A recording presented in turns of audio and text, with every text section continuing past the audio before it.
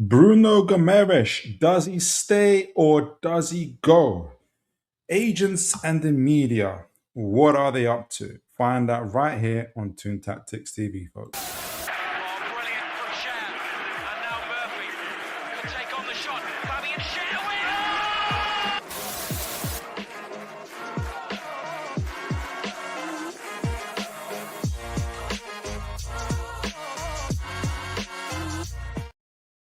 All right, folks. Good evening to you all. Great to see. Apologies for the egregious lateness. I was again doing too much on the research, but it's never too much. We'll see where we get to studying agents, media, and everything else. And I wanted to make sure we've got the best show possible, and we'll have the best show possible because I can already see the chat ringing off. I can already see so many folks that are here already. So really, I had nothing to worry about.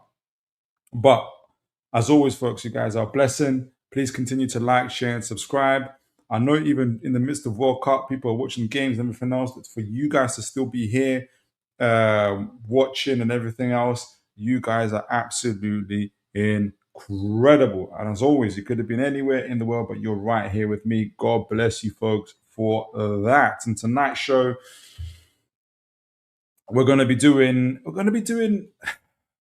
look at the news. Obviously, Bruno, Arsenal. We're going to take a wider lens and kind of view in terms of the media, agents, how it works. We're not going to get it all into one. I made a big mistake thinking I can order into one show. No, that's going to be that's like a series that I have to think about going forward. But we're going to touch on a few things here in terms of some of the dynamics that are going on as well. But we're also going to be doing a scouting report on the latest link to Newcastle that had been Felix Nmecha. Odd report to me, to be honest, from Craig Hope in particular. Not from it being from Craig Hope, but the fact that the way it was reported. So I'm looking forward to you guys' views as always, and want to say hello to the chat. My man Bobo is here. God bless you. He's saying, "Hey Phil, try to DM on X, but wasn't able to. How come you weren't able to DM me? Don't I follow you? Okay, under your last show, I left you a comment under my last show. Okay, I'll look it up. Thanks for that, Warbajog. Good. I will do that, sir. My man Adrian is here. God bless you, sir. Good to see you this evening, all. My man James is here. Saying hello to Adrian. It's good to see you. Oh, yeah, he did say I'm 8. How you doing, sir? The show won't be the same without the I'm 8, I'm telling you. James says again, report is pushing the motive to affect the club, but I can't see this one happening. But I'm not worried due to, I remember reading a while ago that he will not look for a move after the World Cup. Yeah, I remember folks saying, if anybody finds the link to that, do let me know. We're going to be talking about this quite a bit. So it's good to see Will Budrug. It's good to see all the folks that are here. Obviously, Will Budrug being an Arsenal fan. There's other Arsenal fans here, great. But I'm looking forward to discussing this with you. So let's get into it. I'm not even quite sure how I want to structure it yet. So guys, stick with me. Let me know if it's coherent or not, and we'll get it from there. We'll go on from there. Wilbur says, Phil, in my opinion, two things are happening here. One, Newcastle telling Spurs to hurry up with a 200 million Tonali deal because if they will only sell one to Bruno agent using Arsenal for a new deal pay rise.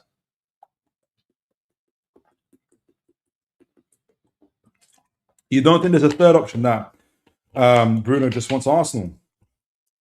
That would be a scary one. That'd be a eye-watering one for me. But there is that third option. So I like the two that you've got because it means Bruno stays. But there is that third option as well. Kevin Hawthorne, my man Kevin from Lake. Is it you, Kevin, or is there another guy? Is it Jamal? There's a Jamal from Florida as well. So good to see you, Kevin. God bless you. Ian McKenna's here as well. It's more depends on which media you read. There's tons of media. Okay, so let's get into it. And actually, the last point is actually makes a good point. It does depend on what media you read because there is a lot of media. And guys, there's this last report here from Sky Sports, from Key from Sky Sports. He's saying another bid is due to come in. Newcastle are very, very adamant that they do not want to sell the player. He makes a point of saying that the club knows what it would look like if, on top of Gordon, Denani, and Bruno, it would just look insane. I think Bruno by himself almost would look horrible for the club because of everything that he means to the club. Captain, overall best player, best foreign buy in my lifetime for sure. So that's my point of view on him. Craig Hope did mention this. So exclusive, Arsenal set to make a second approach to Newcastle for Bruno Guimarães. Proposal ready, but NUFC stance is not for sale. Now, can I get into this report? Or is it going to be, it's going to do me funny? Is it going to do me wrong? Yeah, it's going to do me wrong. I don't want their personalized ads, guys. I don't want their personalized ads. If I accept it, they're going to give me 1,300 partners. I can't do it, guys. I can't do the 1,300 partners. But do let me know what the report says. I'm going to go out. Let me see if I can find anything else. But what's interesting to me is the second report is coming in. How it's coming in is the interesting part about this, because where is it? It first came through this whole thing about intermediaries. We're going to talk about this in a moment as well.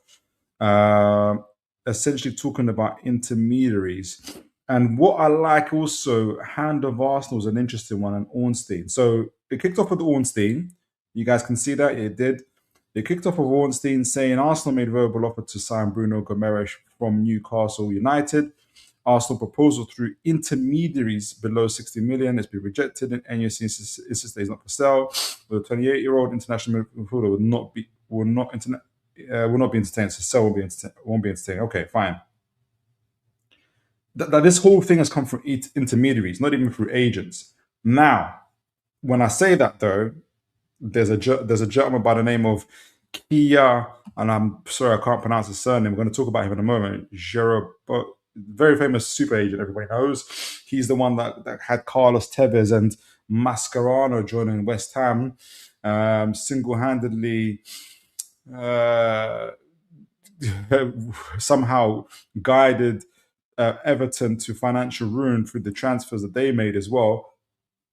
So we're going to talk about him. But what makes him interesting is that he's not legally an agent, but he uses companies, investment companies. He kind of gets around that by using his investment companies to buy players as assets. So essentially doing it through his companies, but he's not legally an agent. So meaning that him talking to clubs and players isn't him tapping up players or breaching any rules. And that's how he's kind of maintained himself outside of the laws of the game, as we say, as well. So when Ornstein is talking here, proposal through intermediaries, for me, I think he's talking through this Kia gentleman who is Bruno's agent and has been Bruno's agent since he was at Lyon. Now, also a Hand of Arsenal, who's a very, very credible, very, very influential kind of in the know Arsenal influence. He's had a number of reports, and he's also just reposted Craig Hope's. Was it Craig Hope stuff? Samuel McBell, who's Arsenal remaining in discussions of a potential suit for Newcastle. Midfielder Bruno Guimarães with fresh offer set to arrive. Arsenal also explored move for Tonali. Okay, so again, Craig Hope's one as well, saying the same thing. Now, this is, I'm going to read Hand of Arsenal's one before I go to the chat and get you guys' thoughts on this. I like Hand of Arsenal. He gives really detailed reports. He says, as far as I'm aware, let me zoom in on this. Make sure you guys can see this. Yeah, you can see this. All right, brilliant. So he goes, as far as I'm aware, this is what has been going on. Arsenal were interested in Fernandes, which is Mateus Fernandes, Tonali, Pablo Barrios. Haven't heard that name in a while. When Tonali was offered to us at the end of January, that's interesting that Newcastle are offering Tonali out, or his agent is offering him to people. Actually, I don't think it was Newcastle. It piqued everyone's interest at the club. And we all know that he's been shopping around for a while. So Berta kept in contact, as did City.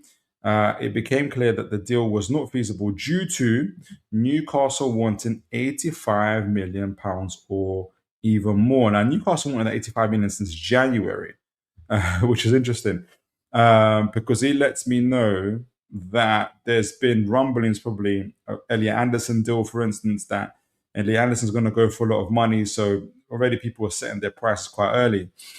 It goes on to say, to further add, the agent fees are incroyable. I do not know what that means. I'm assuming it means like not very good or very high. That's an incredible word. I need to learn what it means. In fact, let me just do this. Whilst I've got you guys here, what does incroyable mean? Mr. Hand of Arsenal is very learned. Incroyable meaning. Meaning. What does it mean? Incredible is a French adjective that translates incredible or unbelievable, amazing. Okay, that's interesting. So to further add, the agent fees are incredible, basically. Okay. Wow. That's a very fancy way of saying incredible. Okay. Barrios was not available for several reasons.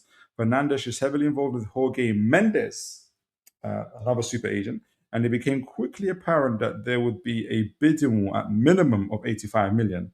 It has now even been stated whoever pays the most can win him. And that's with Mateus Fernandes. And I know that United fans aren't overly happy about that.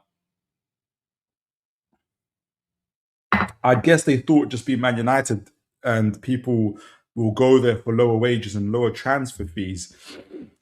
It doesn't seem to be working like that. The food chain is more like the wage chain. And like I keep on saying to folks, and it's not just even just me, others have said it, you guys are fortunate that these financial rules are keeping Newcastle from being able to give the wage that they are more than capable of doing. Anyway, we move on. Berta then made a contact multiple times to explore the situation of Alex Scott, another really nice midfielder. The interest is real, and there was a feeling a potential bargain could be secured around £65 million. Bournemouth began to panic. That's a good offer, actually. Bournemouth began to panic while Alex Scott was out in the USA with the England pre-camp and want to rush to secure a renewal for Scott with a possible release clause. Their stance currently is he's not for sale at any price. I think Liverpool will be looking in for him as well through Andre Viola. So Bournemouth are a little bit under siege as well. Is it becoming apparent, says Hand of Arsenal, we have approximated budget for the midfielder, because obviously they're also investing in other areas. As for Bruno G, let me clarify. Berta made contact with his camp via Kia. That's Mr. Bruno's agent, who's not legally an agent, but is an agent. A loose offer below £60 million was floated to Newcastle via these middlemen to understand their appetite for any deal. So Newcastle can plausibly deny they haven't been in contact with Arsenal because they haven't technically talked to an agent. They've talked to an intermediary, a middleman in Kia, and I think that's the man who's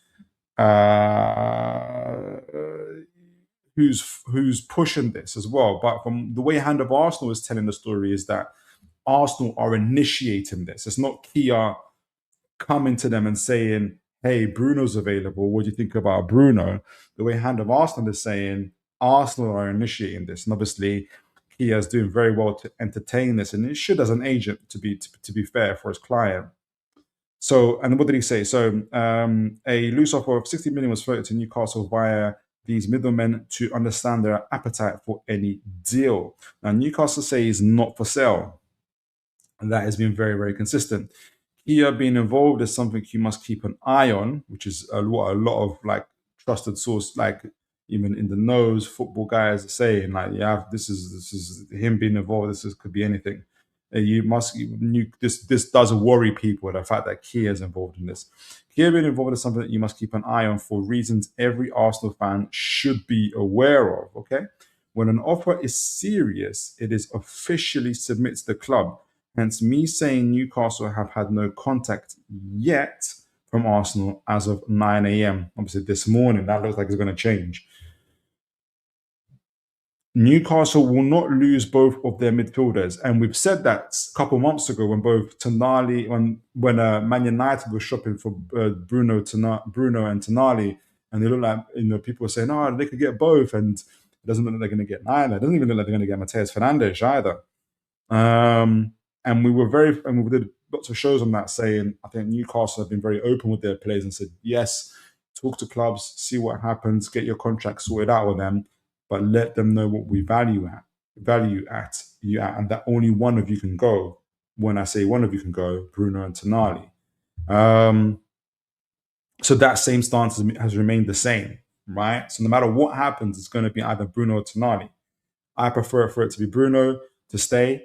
Obviously, I think a lot of Newcastle fans do. So as of 9 a.m. today, Newcastle will not lose both of their midfielders. So maybe Berta tried a cheeky offer before the Tonali deal has gone through. That's an opinion, speculative one, but it makes sense. Tonali's deal is, well, if you read reports, is well advanced for Tottenham. He's agreed contract, personal terms with them. And it looks like Tottenham are about to submit a further deal. Some people have said that, like, I don't know, I think they're speculating at this sense. No big account has said this so far. And you guys can correct me if I'm wrong, that Newcastle have accepted Tottenham's second offer. If anything, what seems to be a growing emerging theme is that City have just finished the Anderson deal. And you can imagine, when the monster turns around and sees a new prey, they've seen a Tonali still available, and Tonali has seen them. And now Tottenham are shrinking back or they're trying their best actually to get the deal over the line, but Newcastle can see an opportunity here to get even more money. So Roberta sees this and says, well, what if we can get Bruno over the line quicker than Tottenham lose their man? So until a serious offer, it doesn't say, but it says, until a serious offer is presented or our budget changes, we wait. Arsenal have contacted the likes of Wadidi, so there are other options, Kone and others. I don't want to discuss yet, but no one else is providing these step-by-step updates, and it's incredibly exhausting. Personally, think Wadidi or Bruno would be incredible. So very, very thorough reporting there from Hand of Arsenal. Let me see in the chat what you guys are saying. Even every time I'm looking at this X account, I'm thinking, what's the latest update? What are they going to be saying now? What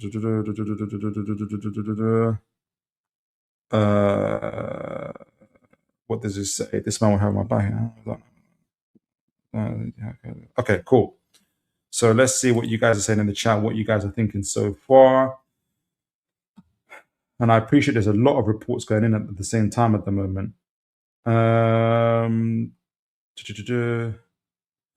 Okay, Wobberjog says, no, I don't think he wants us. He genuinely hates us. I can almost swear on it. Being Bruno.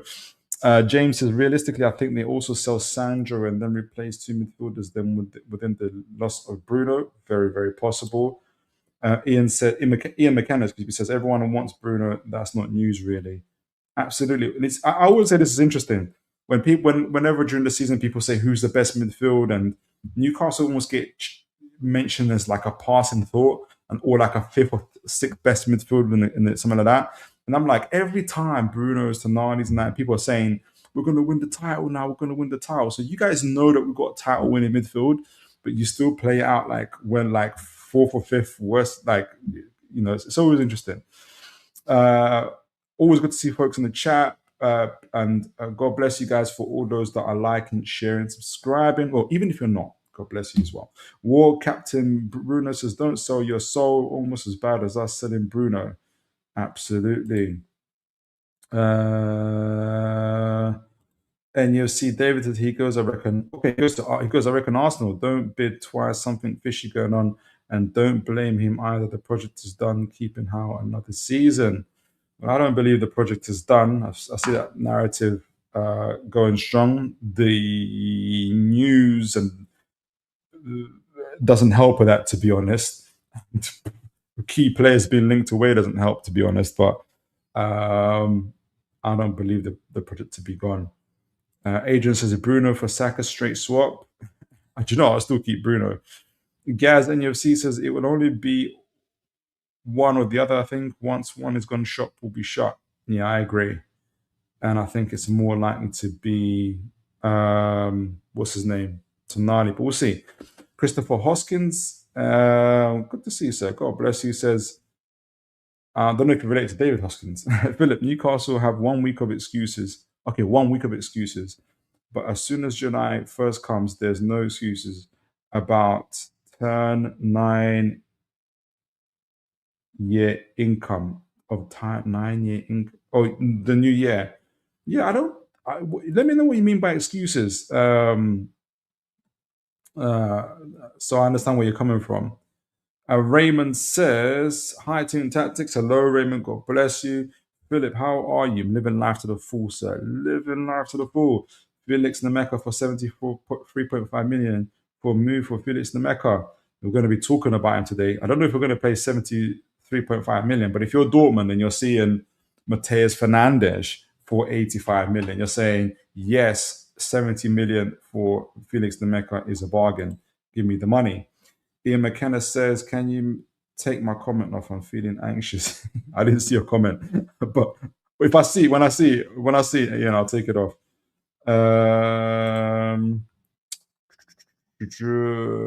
Says, Ian James says, Sandro, I understand it's very close to go ahead, and realistically, that would be the preferred one to go. Absolutely. Ian says, we have always solid players. Robert says, Phil, this still makes no sense to me. The profile, the age is 29. The total cost of the deal fee, wages, is not even a priority to justify the cost. It isn't even a market opportunity. In terms of market opportunity, yes and no. He's got 2 years left on his contract. He's a superb midfielder. The way he plays, very intelligent midfielder. So he's not relying on his pace and everything like that, which he doesn't have. So you're not worried about his pace going because never really had pace in the first place. So you probably can get a good 3-4 years out of him. His leadership, his passion, his power. I'm not trying to sell him, but I'm trying to say I can see why Arsenal would be interested in him. And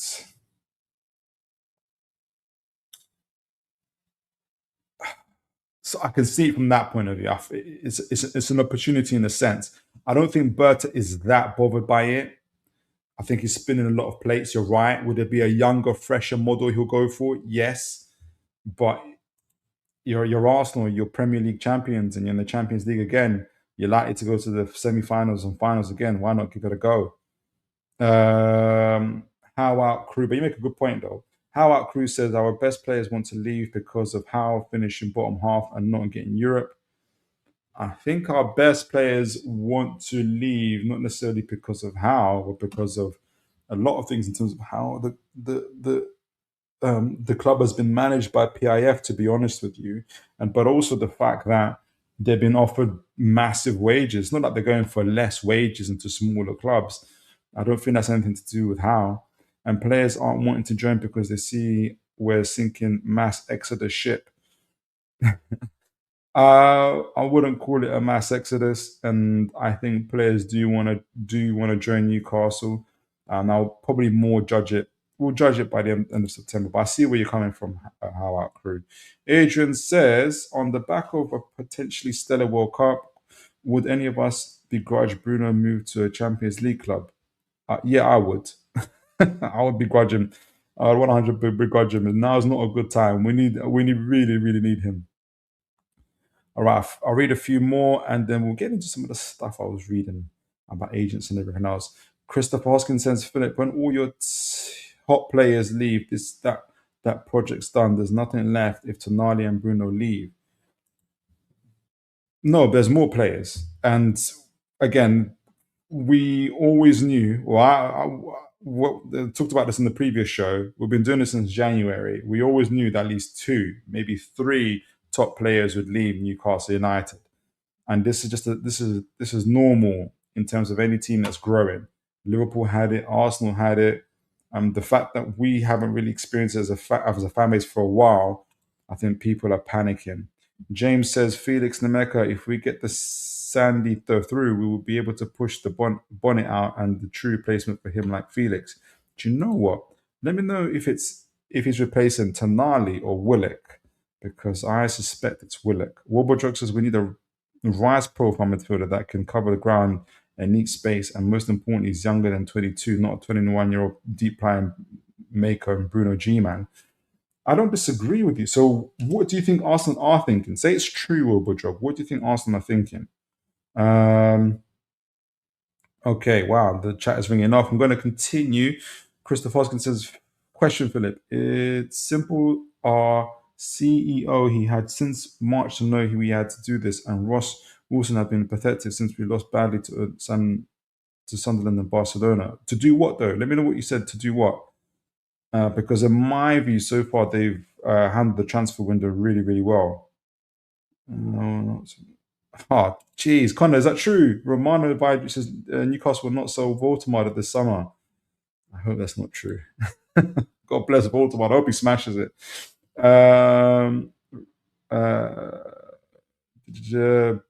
Got that, Raymond. Appreciate that. All right, so we'll read one more and then we'll get into some of the agent stuff that we've been talking about. Christopher says, Philip, tell me who's left? It's all okay saying there's players left, name and Nemecha ain't coming. Here we are a mess. I don't think we're a mess. Like, honestly, the club, if you've been reading the articles coming into this transfer window since January, the club have said we don't want to do another Isak job.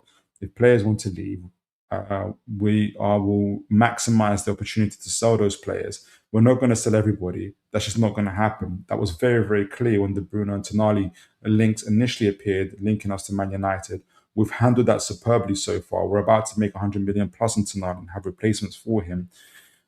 We sold Gordon before the June 1st deadline, which put us in a very good position in terms of our SCR to Barcelona. We managed that very, very well. We should have handled Isak's situation that way, and it would have been a lot more better for us. But alas, it didn't happen. We were a medical away, a couple of days away from getting Munoz until Liverpool decided they wanted him too.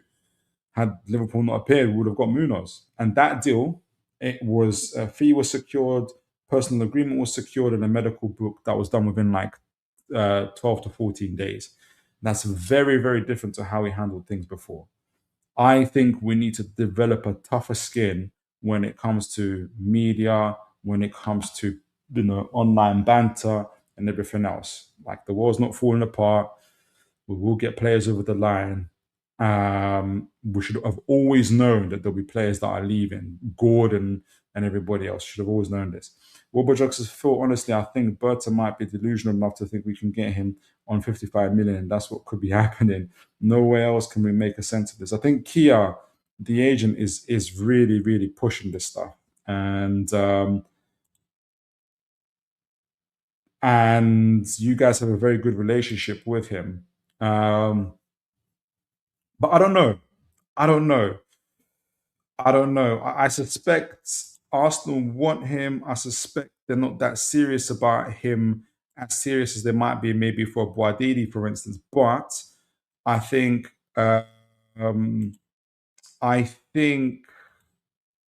Kia is doing the right thing for his guy and probably trying to get. What's the worst that can happen for Bruno? He either gets the move to Arsenal and gets to play for the Premier League champions and go to Champions League, or he doesn't get the move to the Arsenal, but he gets a bumper contract with Newcastle United. So I think it's a win-win for Bruno. And that's what Kia's in charge for. So we'll see.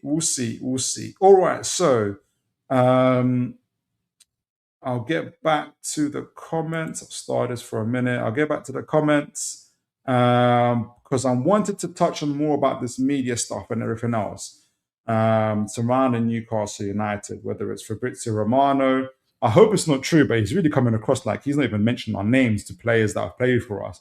I don't know if that's true. I haven't read it long enough, but I don't think I hope he doesn't begrudge us to this level. But I was keen when I first came across this stuff. I was keen to figure out a little bit about. I was more focused on transfer journalists and them getting paid. Some of them on the payroll, some of them not, carrying narratives and everything else. Then, as I started doing my a couple of hours research, not too in depth, it got more and more on the player agents themselves, right? So because of time, I'll do my best. You guys let me know. I'm going to be led by you, but I can. This is the kind of a new kind of ground for me to be going through. But I'm keen to get you guys' views. And I know this isn't just Newcastle. I know it happens to other clubs. I'm not trying to make it look like the media, the whole entire football media is against Newcastle. Woe is me. But I am a Newcastle fan. This is a Newcastle channel. So I'm going to be focused on doing it on Newcastle. I know that, for instance, Aston Villa are feeding it with Morgan Rogers at the moment, right? So I'm keen to get your views on this. Obviously, we talked about Bruno. We talked about this whole situation. Now, what's interesting about it is obviously it's coming from Newcastle sources, right? As well as Arsenal and everybody else. So it's not just being propelled by external places, being coming from Newcastle sources, Craig Hope, Lee Ryder, and others. My thoughts on that is because Newcastle are trying to find a way to control the narrative, and they mainly trust their own. When I say their own, but journalists that are linked to them.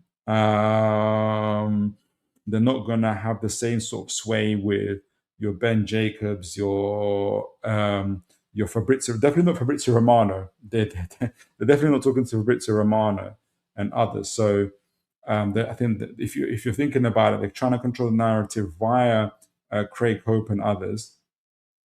And there's another interesting thing I was going to talk about Craig Hope and journalists from that point of view, where I was watching a breakdown by reporters who were talking about how what it's like reporting on news from football clubs, and how sometimes, well, a lot of the times, in fact, that even they know that the information they're getting from a said club isn't necessarily the truth, right? But it's what the club is telling them. And yes, they'll have multiple sources and they'll have to get clarification before they kind of go on that news. But it is what the club is saying. So sometimes it's difficult to even go against what the club is saying. You try to write the report the best way you can. So why I mention this is because if you're Craig Hope, right, and Newcastle approach you and they say, listen, you're going to hear news that Bruno Guimarães has been linked to Arsenal. Our narrative, our stance is we are not selling him. You need to make that position clear. Okay, so Craig Hope will do that. Luke Edwards will do that, but they'll also have sources maybe in Arsenal and other spaces that Kia, the agent, will be saying Arsenal will continue to bid, and Bruno isn't closing the door entirely, and so if you're Craig Hope, you are kind of between a rock and a hard place. Do you go against what Newcastle and say? Do you say Newcastle have said it's not for sale, but the truth is that he is open to the move? Or then you kick off a whole riot.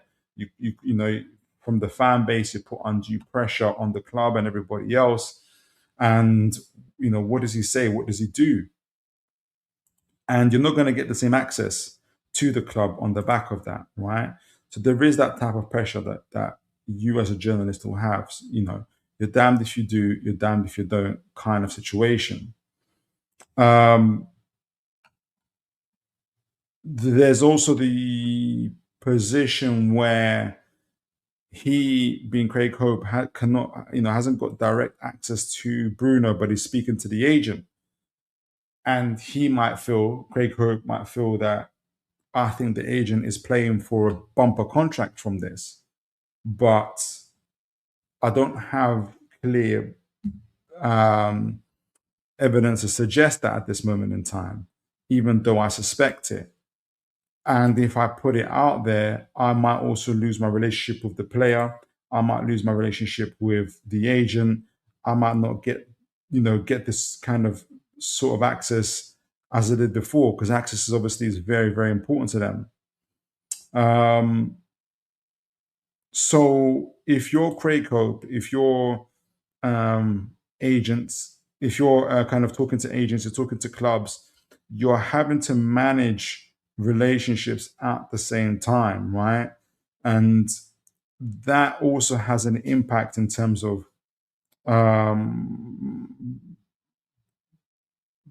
how you release information, how you kind of how you report on things, right?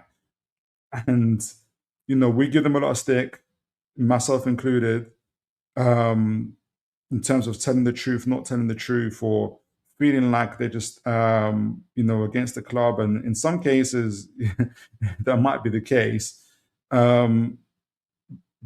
But if I'm if we're honest, there is also a part of where managing those relationships, trying to tell the truth, or as the truth as you see it, being as honest as possible, is also difficult. I'm trying to find this ESPN article. Here we go. I think I found it. And they sorry. So I want to show this with you guys. They make a few comments here where these gentlemen from ESPN, I can't find their names, but they make some really good points about what it's like being a transfer journalist and trying to explain it from their point of view of what it's like to kind of report on things. There's a couple places I want to show. I'm thinking just now where to start from. Let me start from 350, and I want to get you guys' views on this. I want to get you guys' thoughts on this. We're going to talk about also the agent, Kia Jurabiem, I think his name is. We're going to get his point of view on things. So I want to make sure I share this with you guys and share my screen. Let me know if you guys can see it as well. So let me take this off. Let me put this on. I think all of this will help us. I think it's important to kind of look at this stuff because it's going to help us to understand, or help me understand at least, narratives, how they're formed, how they're shaped, what is the truth, what isn't the truth, and how to better dissect and decipher what the truth is. Because I feel like, and also, like I said, I mentioned earlier, having grown a thicker skin, and it's kind of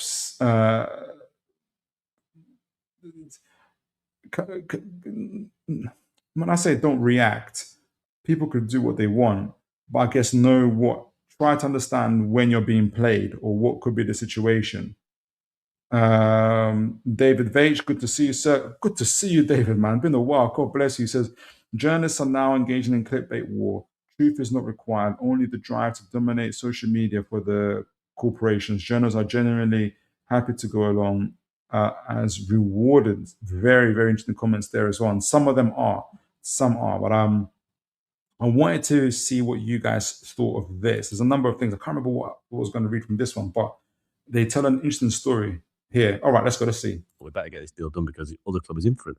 And again, apologies to these journalists. I forgot their names, but they're from ESPN. You can see it on YouTube, 1st of January 2005. How reporters influence the transfer market, the football reporters. When the other club wasn't really in for it. So it's happened. Okay, this is the part. So they're talking, they're telling a very interesting story here. Let me just rewind it here.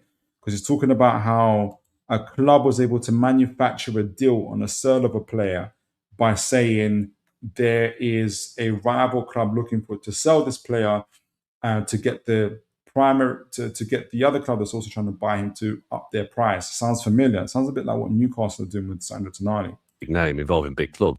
No, this is in 2025. It's not talking about Newcastle. And basically, the supposed interest of one club was used to basically help push into another club, that the other club was thinking, no, we better get this deal done because the other club is in for it, when the other club wasn't really in for it.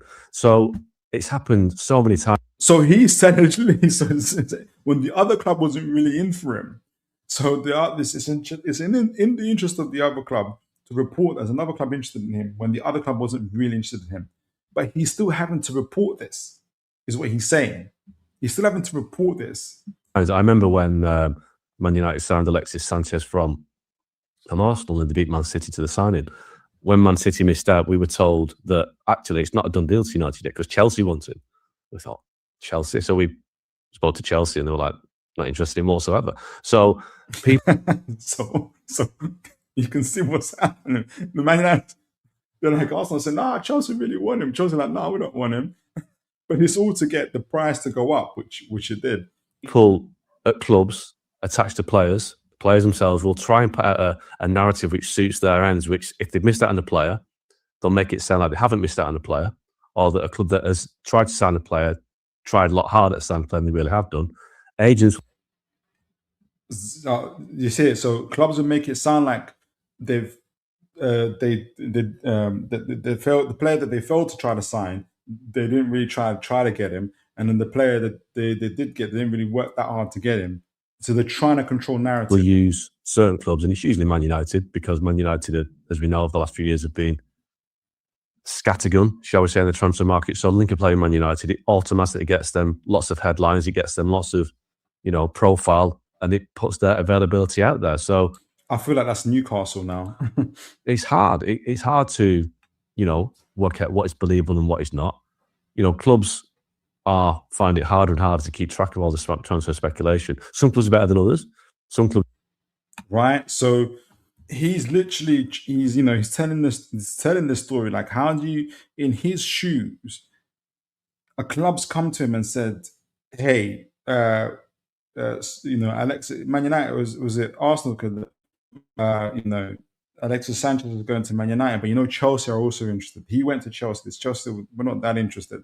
But what does he do? Does he say Chelsea aren't interested, therefore damaging his relationship with Man United?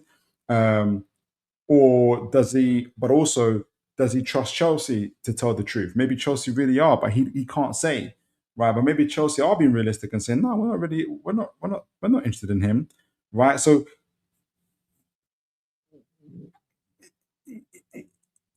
it's like he's between a rock and a hard place here. They're very good in the sense of we're not interested. Where did I want to? I want to show a second part to it as well, 647. Let me know what you guys think. I guess I'm trying to understand, because yes, there are other stuff. There's so many other elements. We're going to talk about Fabrizio Romano, for instance, and some of his interests and everything else, and how, he's had a bit of a situation with a few Swedish clubs. We're going to talk about him in a moment, but I also wanted to understand other things that quite from a journalistical perspective as well. How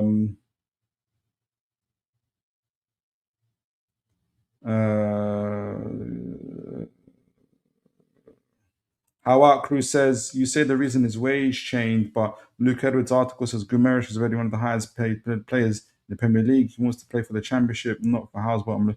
Yeah, but how in the Premier League? Maybe for Newcastle, 160. Play for Arsenal, he goes to 250. Play for Man City, he goes to 300k. Like, our highest paid is not very high. Like, Omar Mamouche is on 250, 280k at Man City.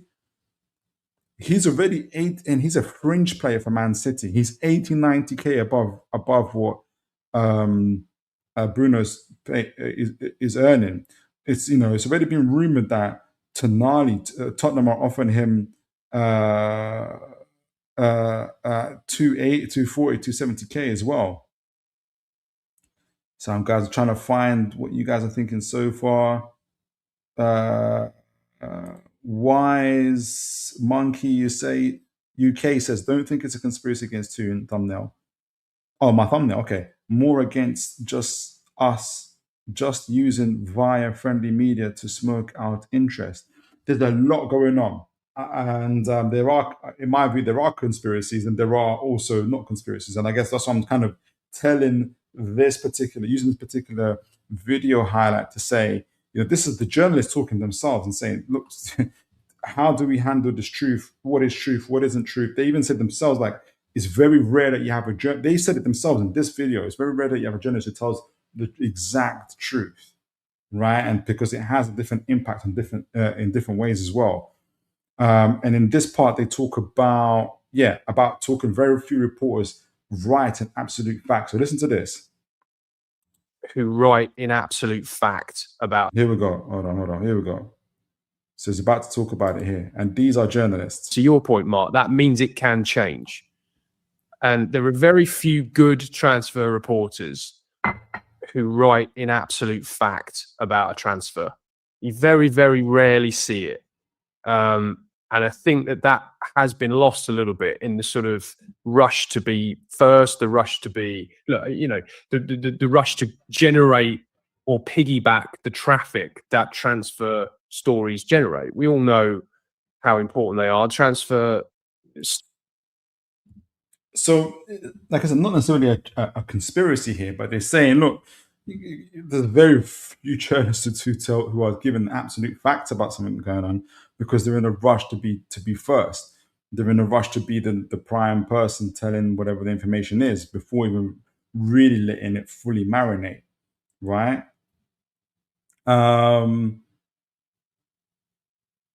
They go on to say in this part, what happens when the club is linked to a player, to add to this kind of conversation. If a big club is linked to this player, another club that's trying to sign that player, well, suddenly the price might go up if people believe it. It's very, very difficult, therefore, to Tonali, Man City, Newcastle, Tottenham. Separate truth from fiction. And one thing I would also say is that, even the clubs are involved in this. The clubs are complicit in this to some extent. There was a player who moved between two London clubs a couple of years ago, and I had briefings from both ends about the deal, about the composition, and ultimately the fee. And the club's valuation of the completed transfer was £2.5 million different. And one club was absolutely adamant that it was £2.5 more. Funnily enough, the selling club. Mm-hmm. And the club that had bought were adamant it was £2.5. You'd almost think he's talking about Man City and Nottingham Forest. One club is saying 116, one club is saying 130. But this report is in January 2025. It was more than a year ago, right? But these type of situations, even the clubs, if you want to call it conspiracy, I'm not saying it's just the media, but the clubs are also involved in this as well. Deciphering the truth is absolutely difficult. And he's a journalist. He's reporting on this, right? He's almost like, what do I do in this situation? And he's explaining £2.5 million lower. Now, puts you in a very difficult position as a journalist then, because right, he's now in a difficult position. What does he say? What truth does he say? If both clubs are saying that and the agent is effectively leaving it to the clubs, then you are in a position where you have to make a judgment call on how that information is given to you, the track record of the people giving it to you, and weighing up, all of the information you've had all the way along through the transfer. So, if the clubs are doing it, and I'll give you another example. There was a player that a London club signed probably 4 or 5 years ago now, who was offered to almost every Premier League club earlier in the summer. Right. So he's talking about the clubs, obviously here. They've explained it. 2 different clubs. Selling club saying he was sold for more. Buying club is saying he was sold for less. The clubs are part of this as well. He's about to give a story about a player who was being offered around in terms of transfers all summer. No clubs were really interested in him. Then the club finally picked him up like towards the final day of the window, not because he was anything good, because they just needed the body in. But did the club say that? No, they said, we've been scouting this player for years. We've been tracking him since he was 12 years old. He knew that's not true. The club knew that's not true, but he didn't put out their dirty laundry to explain that. So everybody's kind of complicit in the situation. So, yes, I've got the thumbnail, but the thumbnail isn't necessarily just about a one particular set of journalists and folks who are on the payroll and controlling narratives, of which there are. I'm also giving a fair shake to journalists who are trying to be good transfer journalists. Like, these guys are talking about a situation where that they're trying to be open and honest about the truth here. I'll let him tell the truth here. The situation here, Fender. and we'll move on. And he was offered around left, right, and centre. And everybody thought, not sure. Let's see where we are later in the window. And this London club signed him right towards the end of the window. And then I read a couple of weeks later this story about the inside story of how they tracked this player all summer, and they've been in negotiations, and they've known this player since he was 12, and they'd scouted, he's been to his house, and all of this kind of stuff. And you sort of thought, no, you signed that player right at the end of the window because you needed a body. That's what. Right. So that's what happened. But what's he going to do? Go back and, contradict that story? So even clubs are involved in it. Player agents are involved in it. Everybody's involved in it, right? So I wanted to make sure, before kind of going in on now certain transfer agents and journalists and everything else, I wanted to make sure I told this side of the story in terms of the reporters and everything that they're saying before I start talking about Fabrizio Romano and others here who I think are doing something totally different, right? So I wanted to make sure that, these, from what I gather from these ESPN journalists, they were trying to, their kind of, they've explained really well their kind of conundrums and dilemmas and dynamics of trying to, give fact from fiction. They were being very honest about how there's very, very few transfer journalists who tell the actual facts of what's going on, and how most of that, why the facts, or I say the truth, dies because they're rushing to be the first to tell it rather than to tell the truth in itself. And it's not just the transfer journalists, it's also the clubs wanting to paint a particular narrative, the players and the players' agents trying to pick the same kind of narrative. So it's all part of the same thing, really, right? So I'm about to go into talking about transfer journalists like Fabrizio Romano, who there is conspiracy, in my opinion, and behind some of the deals and stuff that he says. Christopher Hoskin says, excuse me, Philip, I thought we would have gone Brighton model, but we've not gone. We need 7 players now. I don't think we want to go full Brighton model, because it doesn't make you a winner sustainably, and I don't think we want to be seen as that club. I think there'll be times where we have to sell players for sure because of transfer laws and everything else, but I think we mainly sell because of that. Aspaz Ted says Newcastle ain't no big club, sadly. Okay, so maybe you're answering somebody's question. Let me know what that's linked to. Ian McKenna says, I don't understand the Brighton thing. We literally are Brighton if the idea is selling players at a profit. Brighton are a selling club. There's a difference between a selling club and a club who sells players. Every club sells players.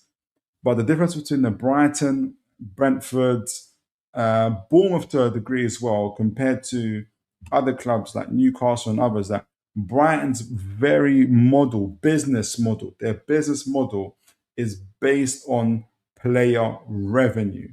So they make their primary focus is buying players across the continent to flip them as soon as possible, develop them and flip them and sell them on. They'll buy 10 to 14 players. Some of them, will have different levels of success. They'll loan them out. They'll build them up and they'll sell them at the nearest opportunity.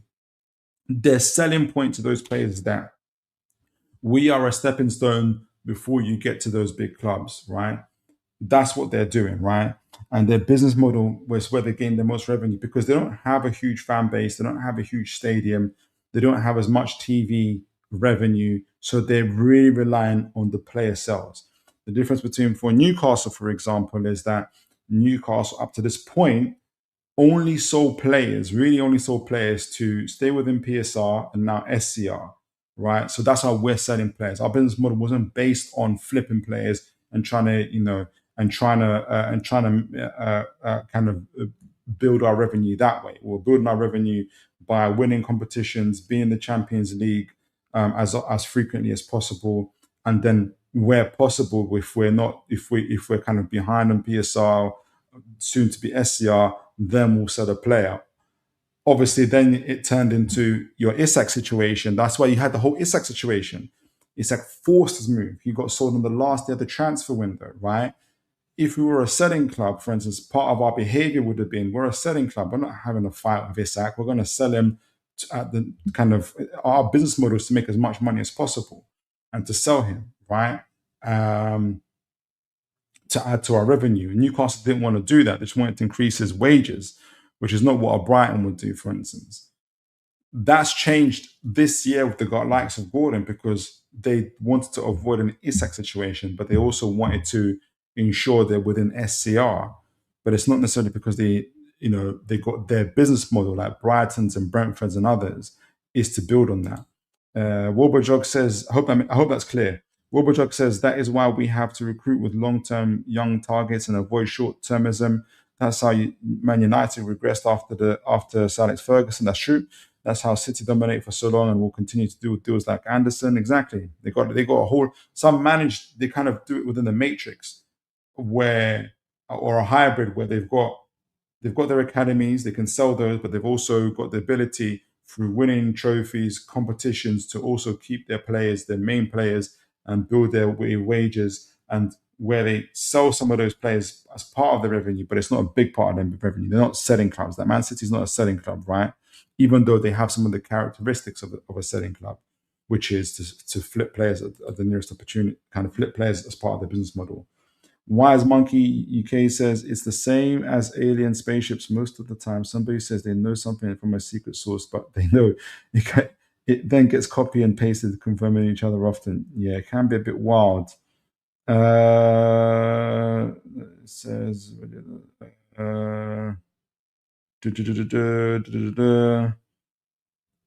right. So let's.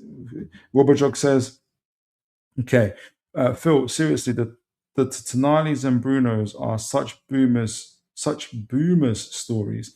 The edgy trend the cool kids care about is Miley. Nah, that's rumor. I wouldn't mind entertaining. I wouldn't. Thank goodness Miley signed his contract. But that's not making front page news. Big up to my man Geordie Dread. God bless you, sir. Really good to see you. Big up, Phil. Feeling real low at the moment. Why are you feeling low, Geordie Dread? Let me know what's wrong, man. Let me know what's going on. Why are you feeling low, bro? All right. So we talked, like I said, and I hope folks remember this. We gave a fair shake. Not even a fair shake. That's not the way to put it. I wanted to give a spectrum of views from various journalists about where people are coming from. I want to be able to show you the difficulty just being a journalist and given the facts as they are, because sometimes you have clubs that want to give their own narratives, agents want to give their own narratives, players want to give their own narratives. How do they manage their relationships? How do they know what the truth is, what the fact is? There is also, they'll even say themselves, you're going to have a very rare a transfer reporter, journalist, who's able to tell the facts, not because he's a liar, but because they want to be the first to tell the story before it's even fully formed. So they've got all those things going on, lots and lots of things going on. and it kind of explain dynamic. And now I'm going to be talking about Fabrizio Romano, who I think is a little bit more deliberate in what he's doing. We're going to tell this story in a moment. Geordie Dread says Newcastle related feeling low. We've got a thicker skin. We've seen tougher times, man. All right, so I wanted to tell this story about Fabrizio Romano, and this is based in 2024 by this author, Martina Alcheva. Is Fabrizio Romano taking money to spread transfer rumors? This is in 2024. Right, so what did I want to do? I wanted to break down the article, but I feel like almost to read it. How should I do it? Offer paid promotional services. I feel like reading the article. Let me read this article rather than give you kind of the breakdown. Because now that I've given those journalists, I feel like I need to. Can I even find it again? Or should I give? Here we go. I can find it. Brilliant. Let me share the screen with you guys instead. And let me take, because I was going to just give the summary of it, but now I'm like, no, I have to read the article. Okay. So this is the article from Maria Alcheva, right? So this is in August 20th of August 2024. Is Fabrizio Romano taking money to spread transfer rumors? That's very different to what the journalist that we just spoke about, obviously for reasons that we explained. Now, what is this about? Is Fabrizio taking money to spread transfer rumors? Fabrizio Romano reportedly offered Danish soccer teams help to promote their transfers in exchange for money. The transfer market is something the Italian ace is famous for covering and discussing at length. With 20 million Twitter and 27 million Instagram followers, he is perhaps the most famous, she says soccer, I'm going to keep it football voice and personality on the planet. Additionally, Tipsbladet, that's the newspaper. I think it's Swedish. Tipsbladet, that's the newspaper. Allegedly has proof that one of Romano's employers, Memo, so Romano has an employer, it's called Memo, Memmo, has offered to sell clubs his services. That way, the journalist would boost publicity for upcoming transfers and make clubs pay more. Very, very interesting there, right? So he's got employers by the name of Memo. That's something for me to research a little bit later. Maybe for you guys, if you guys can look into Memo while we're doing the show, who they are, what they're about, that'd be really interesting. All right. So according to Romano's recent report, Rooney Bardghji, that's the Copenhagen Barcelona player. I think he's still playing for Copenhagen at the time. So Rooney Bardghji is unwilling to discuss extending his contract with Copenhagen, which ends in 2025. The journalist claims that it is preventing the player from receiving playing time at the moment. All right.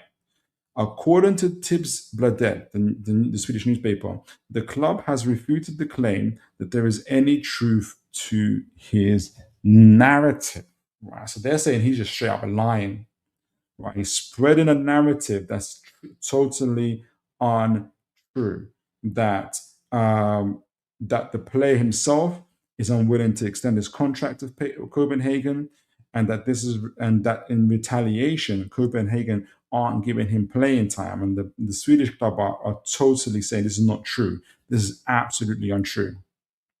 And he goes on to say, and this is, I think, from the team, it's from the club itself.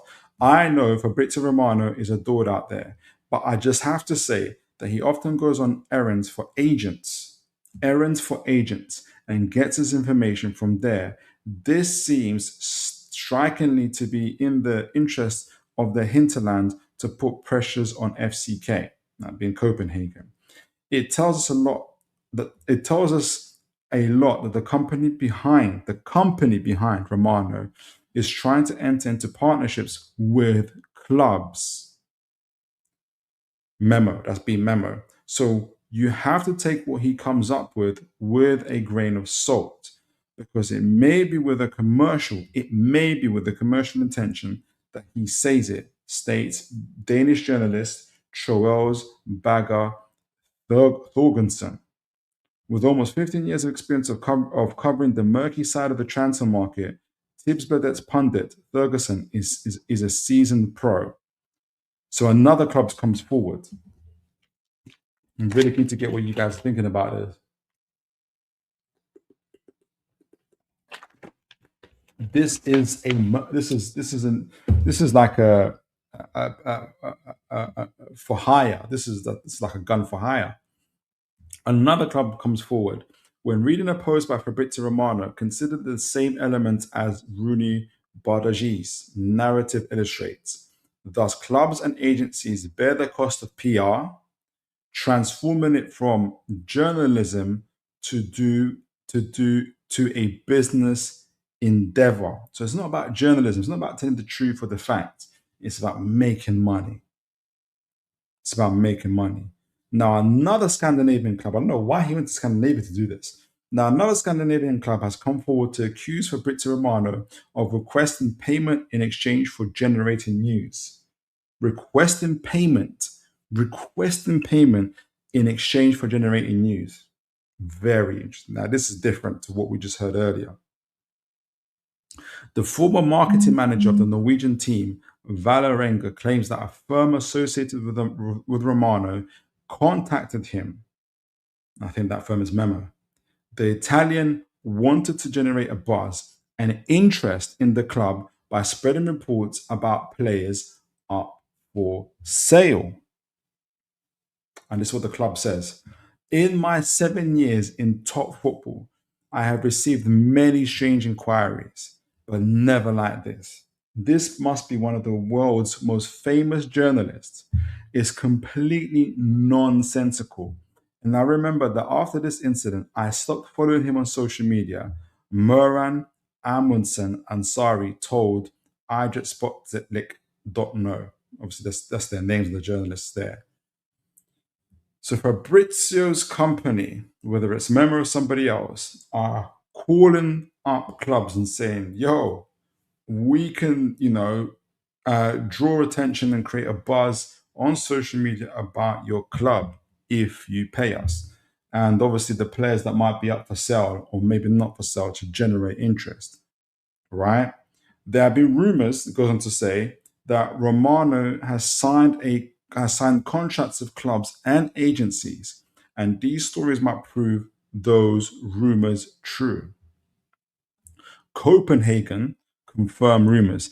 In addition, the ex-marketing manager of Valerenga told Tibbs Burdette, I consider the interest from Memo to be 100% real. Memo being the company for Fabrizio Romano. He had to post on his own channels, yes. Copenhagen's communication manager, Jess Mortensen, confirmed the offer they received earlier. Like Valerenga, we confirm that we have been contacted with an offer where Fabrizio Romano will take part in a video about an FCK transfer fee. About an FCK transfer for a fee. So like Valerenga, we confirm that we've been contacted with an offer where Fabrizio Romano will take part in a video about an FCK transfer for a fee. It's for money. It's for money. So it's not about, the difficulties of, what the journalists were saying, difficulties of managing relationships, telling the truths, understanding the dynamics, and just trying to be honest, trying to be a good journalist. It's for money. Now it's for money, and that Isak story gave them money, And if you're at the right club and you know how Mr. Fabrizio Romano operates, and you can allegedly pay him to spread rumors, to create narratives, to create buzzes, or to create a narrative against a particular club or for another particular club, then Mr. Fabrizio Romano is your man. I want to know what you guys think about this, because he's for sure. This is when we're talking about journalists on the payroll. This is a journalist on the payroll. This is I don't even know what This is what Copenhagen. This is what the Valerenga. This is what all these guys are saying. They can't believe it. This is what it is. These guys are scamming us for business, to spread, to create buzz and to create rumors and everything else. Christopher Hoskins says, speaks my mind. We will just have to wait till July. Let's see if it's okay. So that's something else. Sorry, I'm going to see if you guys talk about this.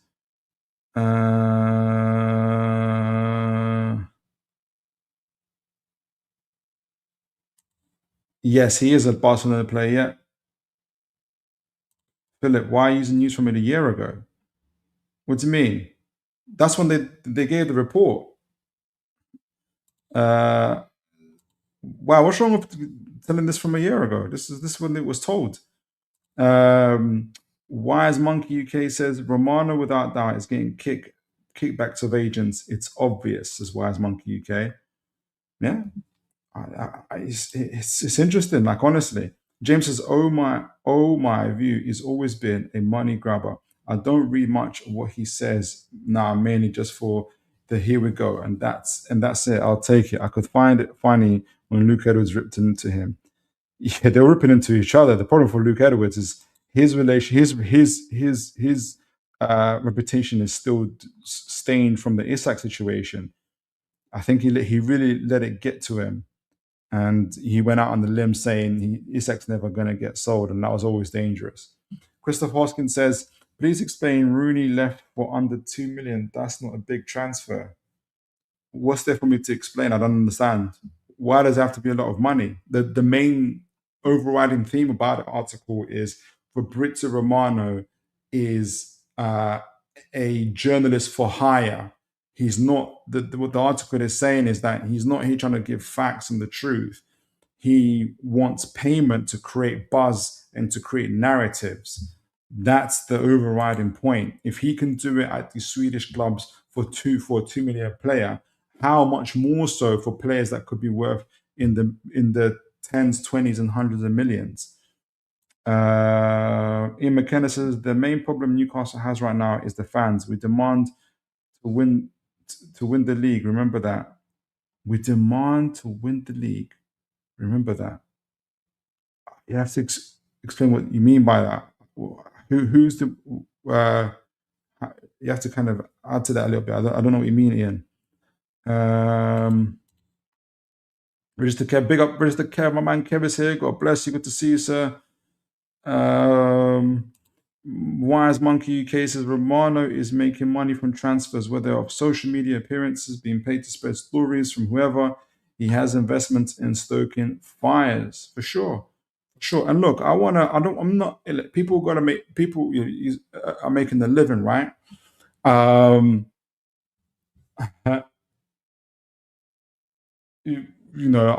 won't be, there'll be other journalists.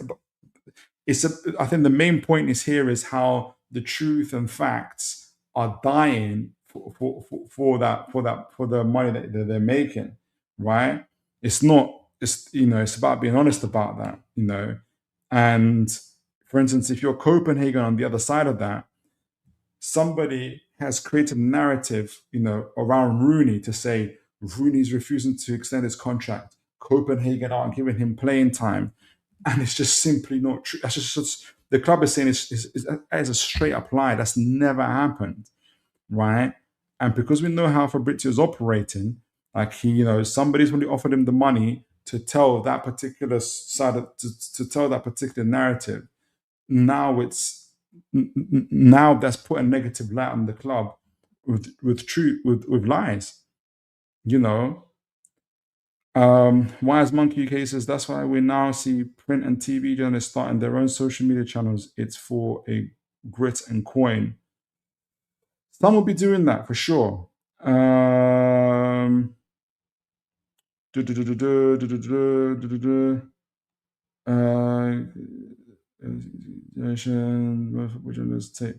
about Cruz says most football journalists take payments to do PR for clubs, players, managers. We have the two biggest clients journalists in the country, Luke Edwards and Craig Hope, for how? Really? You think Hal's paying these guys? Both guys have criticized them. I don't think Hal's paying these guys anything. I think the opposite is happening. You know, you've got constant bad negative media on Hal, to be honest. Chris Gardner, God bless you. For your first time to the channel, folks, if you guys enjoy what you see, please do like, share, and subscribe. We've got really good views today, so it's good to see, folks. I didn't expect it. I thought we'd have World Cup, but most people will be watching that. But good to have you guys. Chris Gardner says 3 weeks ago, we were told by Romano Bruno was heading to Man United. Yeah, Romano is a fake journalist. End of. Plastic ducks don't quack. All right. Wilbur says butterfly effect. Elon joking about buying Twitter is how we end up with this Romano phenomena. I always like your angles, Wilbur. It will only get worse as long as engagement incentive structures continue to exist. Exactly. But I got to educate myself on things as well. And I try to tell different parts. I hope you guys appreciate that.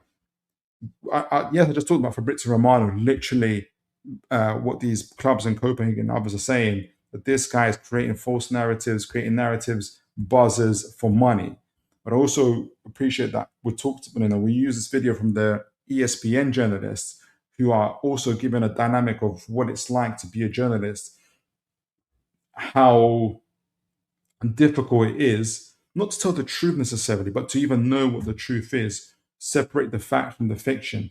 They also acknowledge that you're going to have very few journalists who tell the truth, not because necessarily they're getting paid not to do so, but because they want to be the first to be able to tell the truth, to be able to tell what's going on before really acknowledging what the facts are. And sometimes you have clubs that play. Clubs want the narrative spread.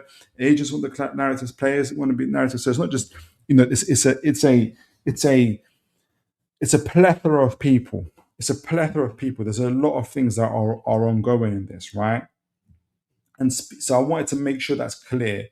I wanted to kind of explain that, and I didn't want it to be like a show where I'm saying, "Oh, the media's against us. They're paying, this is what's happening. This is how they're getting paid to kind of destroy us." Like there's a lot going on all at the same time. I think Newcastle, the club, the owners, and everybody else, I don't know how they can combat it, but they have to do more, in my opinion. Okay, so I think actually the ESPN journalist actually talked about this, because it's even problematic for a club as big as Man United, where they said that Man United were considering creating like their own social media channel for their journalists, or for their kind of for their internal staff, who would either confirm or deny stories, because the speculation around them was getting so bad. There's not a Newcastle problem. It's a Man United problem. It's an Aston Villa problem. It's a problem for everybody, is what I'm trying to say. All right. So one more thing I want to talk about, which was the agent himself, kind of going back to the Bruno situation, the Bruno saga with Arsenal, and with the offer and everything on top of that, and what it all means. Because we talked about the agents a little bit, but we need to. I want we've mainly focused on the journalists themselves, and I wanted to. I had a whole research topic on it, but I'm not gonna do that too much. But I wanted to. Come on, where are you? I wanted to touch a little bit on the agents themselves, and in this situation, we have this gentleman. Oh, it's come off. Here we go. Right. So this is, let me take off the comment for 1 minute.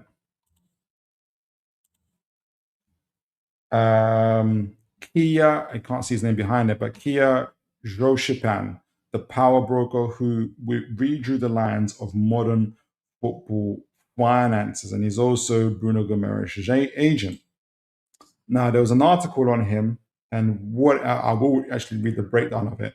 So Kia Jurabishan recognized, and I'm going to show you guys a clip of his conversation with Simon Jordon, which is very, very interesting, because Simon Jordon focuses on Jurabishan's relationship with at the time with Everton's owner.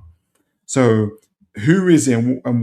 Because this is the guy that's leading this. Well, I say leading because Arsenal, I feel like Arsenal initiated this conversation with Bruno and Berta. And remember, Arsenal have a historic relationship with Kia as well. So Kia Jurabshipan recognized early that football could be treated as a financial asset, with players' rights becoming investment vehicles rather than simply sporting assets. So rather than becoming an agent, he created this media sports investment firm, and its partnerships with the sports clubs, Corinthians, Paulista. That's how he started. He pioneered investment models where outside capital funded transfers in exchange for economic rights of players. So that's how he controlled players and their rights through these investment firms rather than as an agent. So he's able not to be, it doesn't come under the same laws as a typical agent would, because he owns these companies who control the rights of those agents instead. The transfers of Carlos Tevez and Javier Mascherano, if you guys remember that, to West Ham United exposed a European football to the third-party ownership (TPO), triggering regulatory scrutiny, legal disputes, and eventual reform. That situation nearly destroyed West Ham. Japan's business model relied on regulatory arbitrage, taking advantage of differences between South American and European football regulations to structure transfers and investments. So that's how you had the likes of Tevez and Mascherano, some of the hottest South American players, to head to West Ham. His career has been accompanied by controversy over opaque ownership structures, offshore investment vehicles, and investor influence, although he has consistently maintained that his transactions complied with the laws in the relevant jurisdictions. Despite tighter FIFA and domestic regulations banning third-party ownership, which is what Japan does, Japan adapted, moving towards player advisory and transfer consultancy, and maintaining strong relationships with the club owners and executives, Everton, Arsenal, other clubs as well. The article argues that many features of today's football economy, external investment, multi-club ownership, sophisticated transfer financing, and journalism, the player assets reflect principles of Japan's helped introduce 2 decades ago. So the article portrays Kia as one of the architects of modern football finances, transfers from purely sporting decisions into complex transitions involving investors, markets, and regulatory strategy. It also notes that while his methods are highly influential, they frequently are controversial and prompted significant, significant regulatory change. And so you can see that depends how you view it. He has a very interesting past in terms of how he manages players, the deals that he does.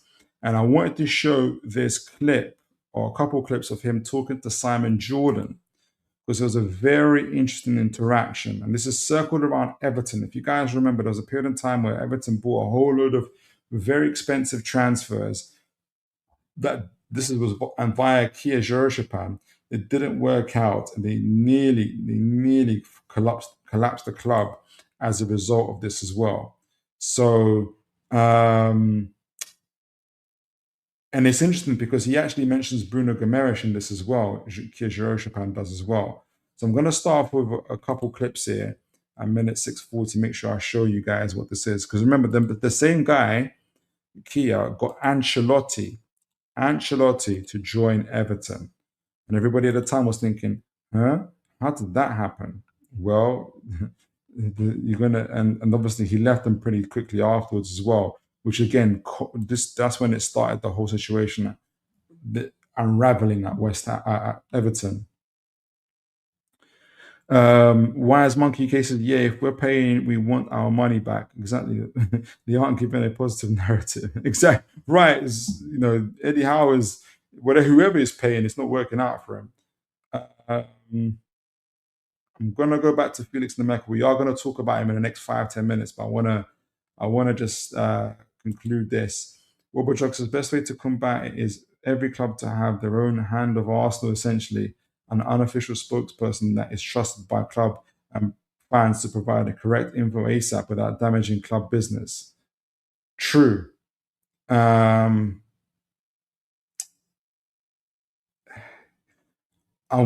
love to talk to someone like Hand of Arsenal, and what does he do if he gets contrary information? How does he deal with it? Rob News says, "Hi Philip, it's Rob. Always Man United. Yeah. It's this Spurs thing that puts me off." Wise Monkey says, "Oh Bruno, dear me. So Tonali, Bruno, Gordon, Hall, remember, we will never sell both CMs. We will never sell 3 most of them from that lot. Please not Hall and Bruno. The rest, meh." All right. So let's see this. This is some of their open exchanges. Simon kind of challenges him on the whole Ancelotti thing. So let me just take this comment off so you guys can see that. All right, brilliant. All right. The decision-making process made around Benitez. So I thought, by the way, so this is a direct interview. So Kia's phoned in to Talk Sports, speak of Simon with Simon Jordon, with Mr. White and Danny Murphy. Knows that the Ancelotti decision was you leading him by the nose. So Simon's accusing Kia of I think it was Farhad, the chairman of Everton, kind of undue, like overly influencing him to make some of these decisions.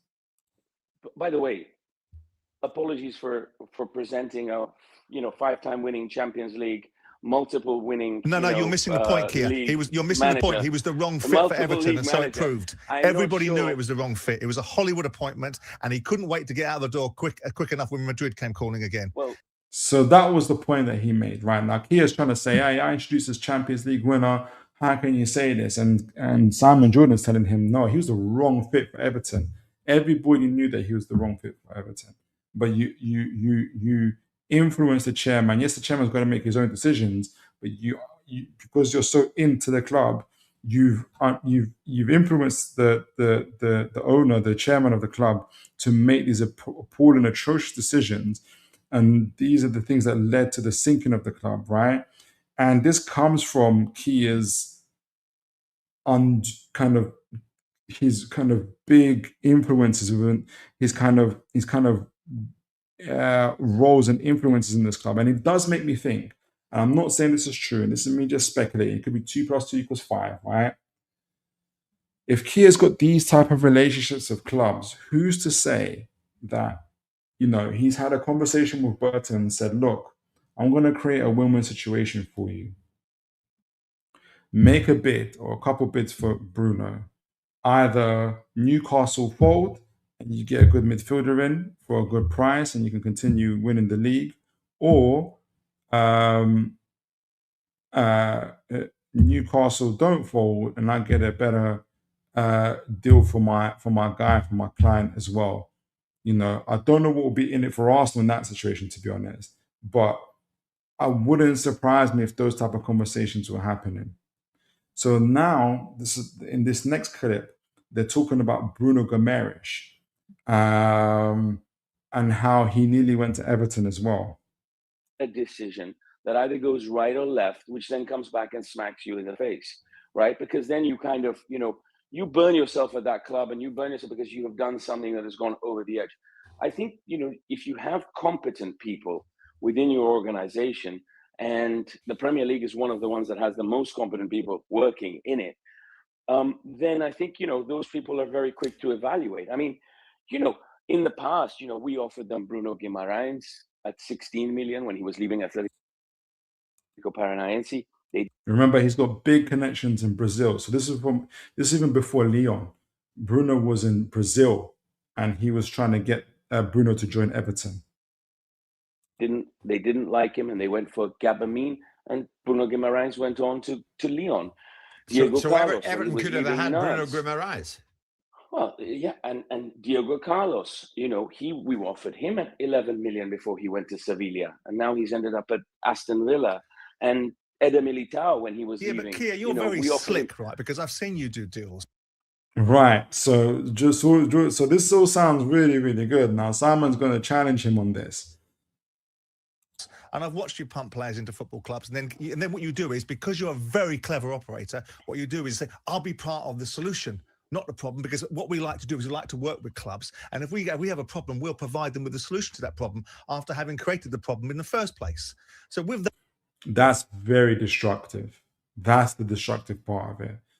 You claim to be the person that's providing the solution, but you're the person, Kia, who created the problem in the first place. That in mind, Kia, you're slick here, and you're good at what you do. That's why you're in the position that you're in. But you do have influence, and you know you do. And what you're doing is you're shifting it away from Shiri in this conversation, because he's the money in the room, and you're dropping it at Denise, and you're dropping Simon, it at Bill. you know what? So this is the interesting part. And I wonder what's happening, if this is something that's similar happening with Bruno, with Arsenal, with Newcastle. I don't know what the end game is. Is he trying to you can't force a player. I don't know. Is he trying to create a solution for Arsenal, but really it's not going to help Arsenal? Like, when you've got a kind of an agent that works like this and creates these type of problems, it's very difficult to understand, to kind of not even underestimate what they're planning to do. It's like Wobojok said earlier, for instance. I don't understand kind of essentially, he's 28, 29 years old. We need runners while we're getting a player that's a deep line playmaker, essentially, right? Well, for us, he's an advanced midfielder, but he's not doing much running for us as well, right? So, because Mr. Kia's somehow got himself involved in this, I'm not gonna. So I want to get you guys' views on this, and I'm not necessarily trying to say this is a whole fake story. Arsenal aren't interested. I'm not trying to say that at all. I'm just trying to understand the dynamics behind all of this. I'm not going to go into this one too this report too much, because we want to move on. But what is interesting is that there was research done by this gentleman, Indris Gorhitz, and Simon Handel and Peter Enhold. And they talked about the relationship between players and their agent. And they kind of did a qualitative research study. Is that allowed? A qualitative study on perceptions on dealing with opportunistic behavior among agents. And this is what they found. I'm not going to go too deep into it, but this is what they said. Trust is essential, but not unconditional. Players generally value the agents, but recognize that agents may sometimes pursue their own financial or career interests over the players. This is from the research that they've done on teams in Germany and I think in Spain and Italy. Opportunistic behavior is common among agents. Players report issues such as poor communication, lack of transparency, over negotiations, and pressures to change clubs, undisclosed commissions, and agents acting without sufficient consultation. Is that what Kia is doing? I don't know. Many players are unsure what agents are actually allowed to do. Does Bruno know what Kia is able and not able to do? I'll be surprised. Successful relationships are built on transparency and communication, regular updates, and honest advice. Is Bruno getting honest advice from his agent? Experienced players monitor their agents more closely. Bruno's in Brazil. He's focused on the World Cup. His agent is involved in the negotiations of another club for him. Education is lacking. The authors conclude that players need better education on agent regulations, contracts, and their rights to reduce their risk of exploitation. So players need more education. The relationship works best as a partnership, not blind delegation. Players who remained informed and engaged in key decisions were better able to protect their own interests while still benefiting from their agent's expertise. The bottom line was, the study concludes that most successful player-agent relationships combine, let me get this out of the way just a moment, combine trust with accountability. Players should view agents as professional advisors, but remain informed, ask questions, and actively oversee important career decisions. Bruno is in America. trying to win the World Cup for his country, while his agent is negotiating deals with opposition clubs. How much oversight, how much focus does Bruno have over what his agent Kia is doing? And from reading, watching the clips, reading about Kia, I don't know.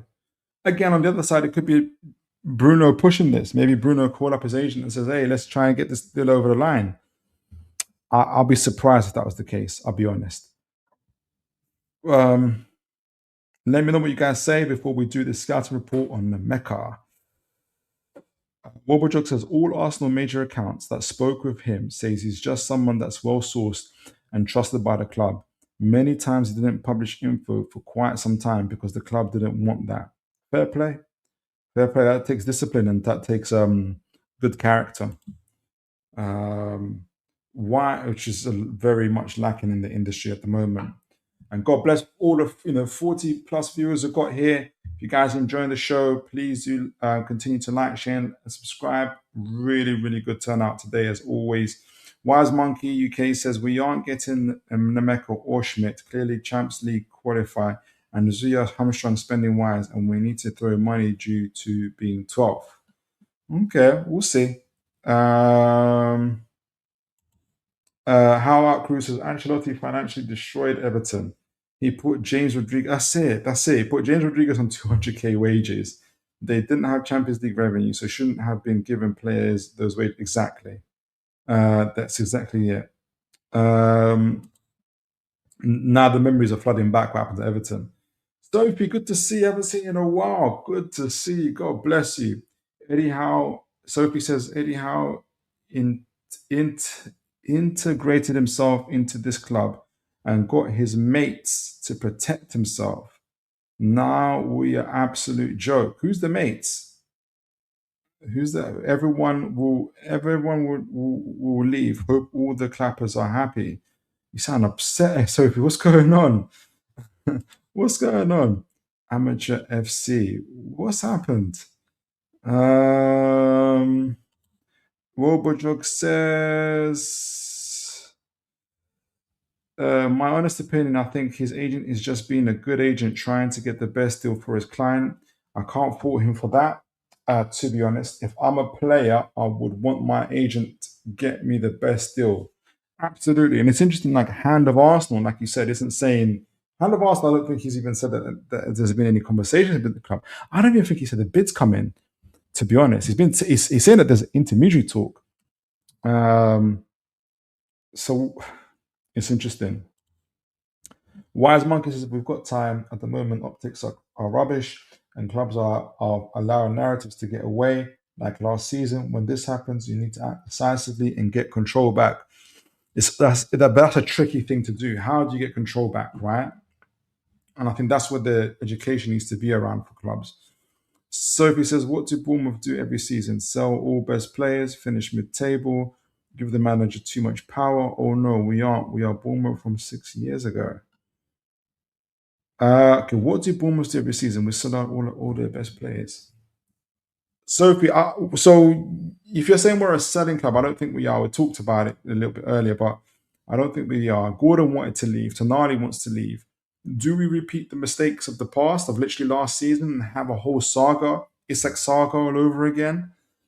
And we know from articles, me personally, I'm not surprised. Anybody who's been following the channel since January, and folks we talked about this before, we've read articles upon articles with even David Hoskins interviews, Ross Wilson, have all been saying that, of course, they want players to stay, but if they want to go, essentially, they will make maximum profit from those players. They're not going to sell everybody because that's not our model. Gordon wanted to go. Gordon wanted to go for years. Tonali wants to go, getting a good paycheck. Like, I'm not sure. What's the alternative, I guess, is what I want to know. What's the alternative to that? Sophie says, no, I think selling all your best players and supporting mediocrity is wild. I don't think we're supporting mediocrity. I think we know that, in my opinion, that if we study other clubs, Liverpool have gone through this, Arsenal have gone through this. You know, Robert is here. He'll tell you they've had to sell players. We've had to pay a price for not finishing in Champions League. Even when we finished Champions League and won a trophy, Isak still wanted to go. And had we acted more quickly and swiftly, we would have either João Pedro or Ekitike, but we didn't. And that's what we're trying to change this time round. James says, I was also keeping things on Bruno that he's looking for a new contract with Newcastle. Yeah, and I hope that's the case as well. War Captain Bruno says, very interesting research. Thank you. I just realized you might be talking about me. Makes me wonder if Bruno's agent is using the fact that his mind is focused on the World Cup to stir the pot almost behind his back for pure monetary reasons. Absolutely could be. He's also, in a sense, working in the interest of his player, because if he does get a big fat contract of it from Newcastle, he's done his job. It's a very how do I say it? It's a hatchet job, but it's a job. It's cast a lot of bad negativity on the club. Wise Monkey, and I'm sure that no matter what Bruno Guimarães' feelings are in terms of staying or going, I don't think he would want this on Newcastle like that. I don't think he'd want to cast those kind of aspersions on Newcastle. Wise Monkey UK says Arsenal have tested the waters via intermediaries. It's a failure not to be honest. That's how you get players. We do that too. Sophie B says the club and owners set the ambition. The fans react. They said number one, not relegation battles. We haven't had a relegation battle since, apart from the year, the time they took over, but we haven't had a relegation battle since then. They have set their ambitions. They've made mistakes for sure. Absolutely. I don't think, in my view, Eddie Howe is the reason behind the failures. I think it's more to do with what the owners have made. Ross Wilson and Andy Howe family and friends. Should they be enemies? I don't know. I wouldn't want that. How out, Chris says, I think Guimarães just wants to play for Champions League Arsenal and not for Howe's bottom half mass exodus. Gordon was desperate to leave, not to do with his agent either. Tonali seems the most agent-led. We don't know. I don't think Bruno joined us when we were second from bottom. You forget that, and there was no release clause on his contract. You know. So I'm going to give him a little bit more credit. It doesn't mean he's not ambitious, but I'm going to give him a little bit more credit. Gordon was desperate to leave because part of that was, again, our fault. We literally were going to sell him to Liverpool because we messed up on the PSR. All the people responsible for that have now left the club, yet there's people that want them back. Tonali seems the most agent-led. No, I think Tonali wants to go. He wants that 275k from Spurs. That's my opinion. Sophie says there is nothing that is BS right in front of everyone's face. No chance of Tonali and Bruno going unless we're getting Elliot back. Yeah, I don't disagree. Sophie says, I don't think Bruno goes personally, but clearly there is indication he isn't happy at the ambition. I don't know. Possibly. It's difficult to read. Like, we was looking a lot in terms of narratives, what's going on. Does he even know what's going on? Been in America. Does Bruno actually know? But when it goes on the phone, it goes, what? Is he surprised? Is he shocked by what his agent has done? I don't know.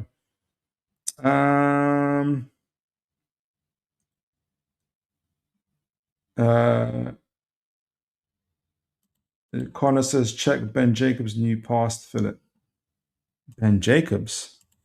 What's he said? Just a moment. Let me see what Ben Jacobs has said.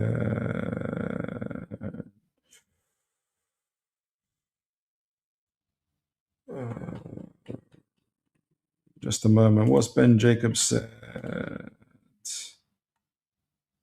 I'm trying to find Ben Jacobs.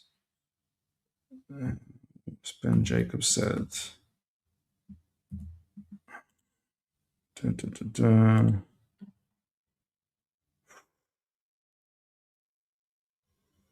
Okay, so here we go. Let me share the screen with you guys.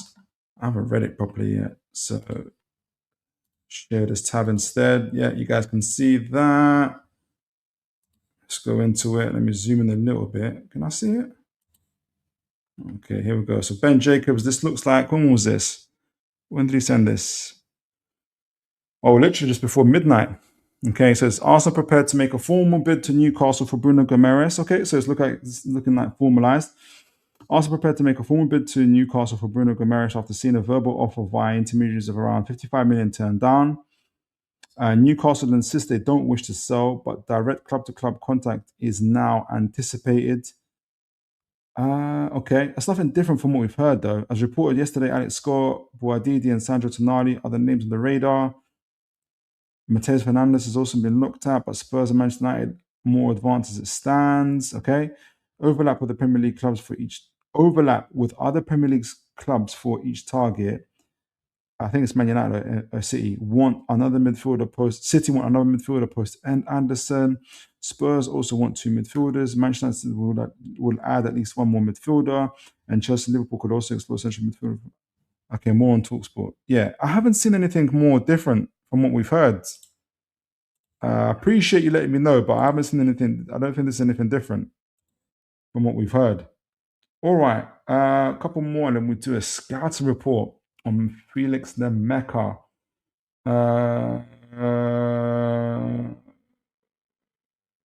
Any players that don't want to... sheesh, that's a crazy name. Any players that don't want to borrow here, get them sold for the best price possible. Not too many though, hopefully. Sophie says, I don't want how anywhere near my club. A few people feel like that. Wise Monkey says, I'm saying Tonali and Bruno will not leave in the same window. Need chance. Daniel 90 Coys. Big up to you, Daniel. God bless you. He says, Toon tactics get so defensive about any criticism of Newcastle.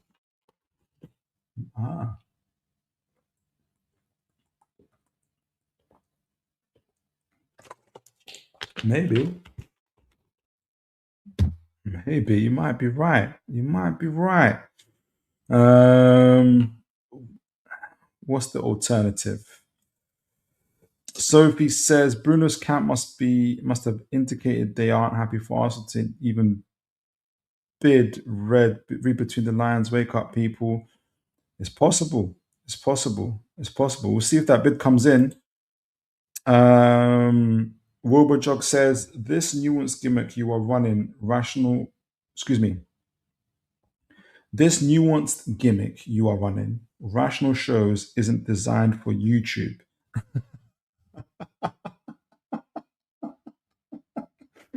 Okay, this nuanced gimmick you are running, Rational Shows, isn't designed for YouTube.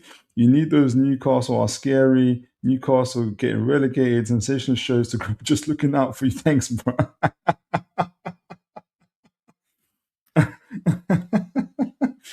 I hear what you're saying, Overjog, man. Thank you. Thank you.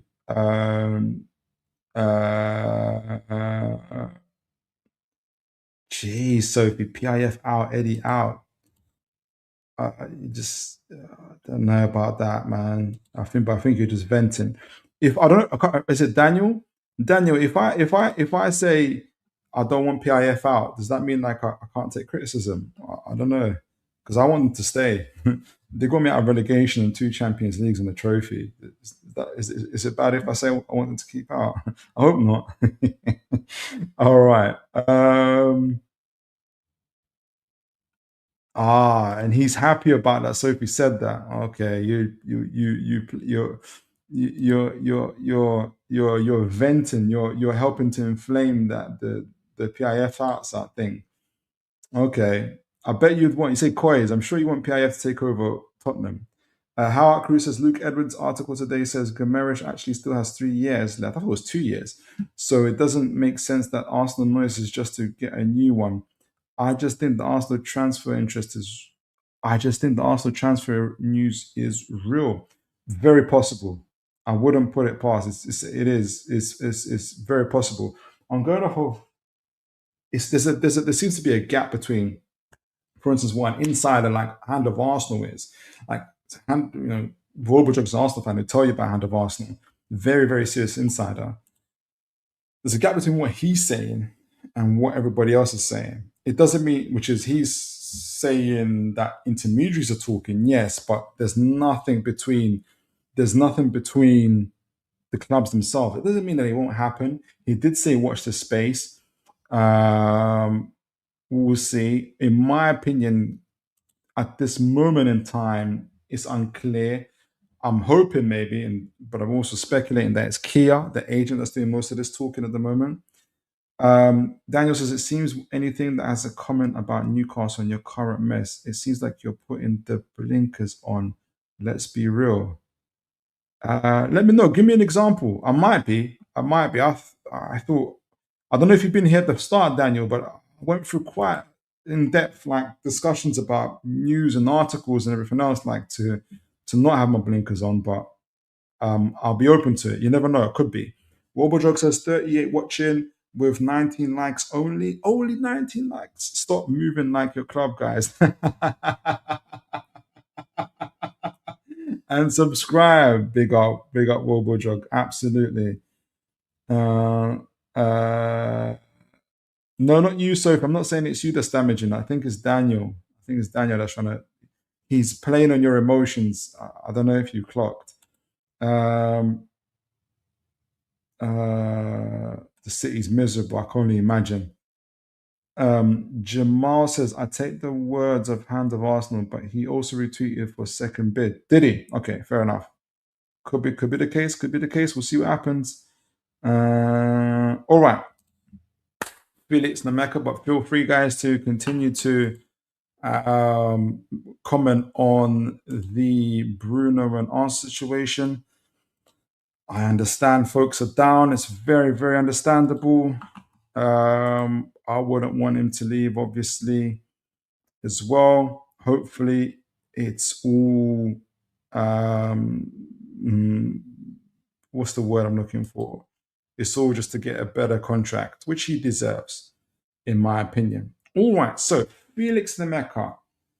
We talked about him actually a couple years ago as a possibility to Newcastle. And from what some of the ITKs are saying, that wasn't the cards, but quite possibly it was taken off the cards because of some of his comments on social media. I don't know how true that is, but we'll see. All right, but let's talk about the player. I think those comments are to do, if anyone's asking, to do with he's Christian. I'm a Christian. I don't know what the specificity of those comments are, but it seems like Newcastle have got over it. It seems like Newcastle have got over it and are perhaps pursuing the player again. So let me just first find the news. I do think, and I want to get you guys' thoughts on this, how our Northeast journalists and Keith Downey and a bit of Craig Hope have reported on this. I don't know what to make of it, to be honest. Now, I said Keith Downey, let me make sure if you guys are seeing this. Okay, brilliant. So Keith Downey says the clause is the issue. Okay, so first he gives the first article here where he says, this is earlier today around 3 p.m. He says, Newcastle are considering a move for Borussia Dortmund midfielder Felix Nmecha. It's interesting because Man United have also been linked to him. Eddie Howe is a big fan of the German international, that's true, and came close to signing him in the summer of 2023, but instead opted for Sandro.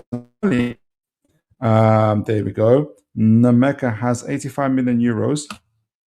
73.5 million buyout in his Dortmund contract that runs until 2030. So the big old clause now, which Dortmund might feel is justified considering some of the prices that midfielders in particular are getting sold for. The Newcastle will be looking to pay less than that given their model. So unless less than the buyout clause. Newcastle will be looking to pay less than that given their model. So unless Dortmund renegotiate the clause, it would be difficult to do. Interesting. So why? That's the part I'm kind of like. So why? Because I'm imagining that we're leaking this information to them. Why? Because they kind of said raise everybody's hopes in the first couple of bullet points there, and then right at the bottom they said, yeah, we're not going to do it if they keep it as this. If Dortmund want to stick to the buyout clause. The 25-year-old's first Dortmund goal was a winner against Newcastle in the Champions League in 2023. Was it? Brilliant. So that's the part I just don't get. Why are we kind of, if we are, I think we are leaking this to Keith Downey. Why are we leaking it just to say, but it's a difficult, why are we saying we're interested, but it's a difficult deal to do? That's the part I just don't get. And then Keith Downey followed this up by saying the clause is the issue for Newcastle. Dortmund would need to be willing to lower the asking price below 73.5 million buyout clause, and only then would Newcastle consider making a move. They won't and aren't at 73.5 million. So why are we releasing this information? If we're not going to make a move for him, why are we releasing this information? That's the part I didn't get, but I want to see what you guys think. I'm hoping that we are going for him. And here's why. So let me talk about the player. Let me get you guys' thoughts on him as well. Got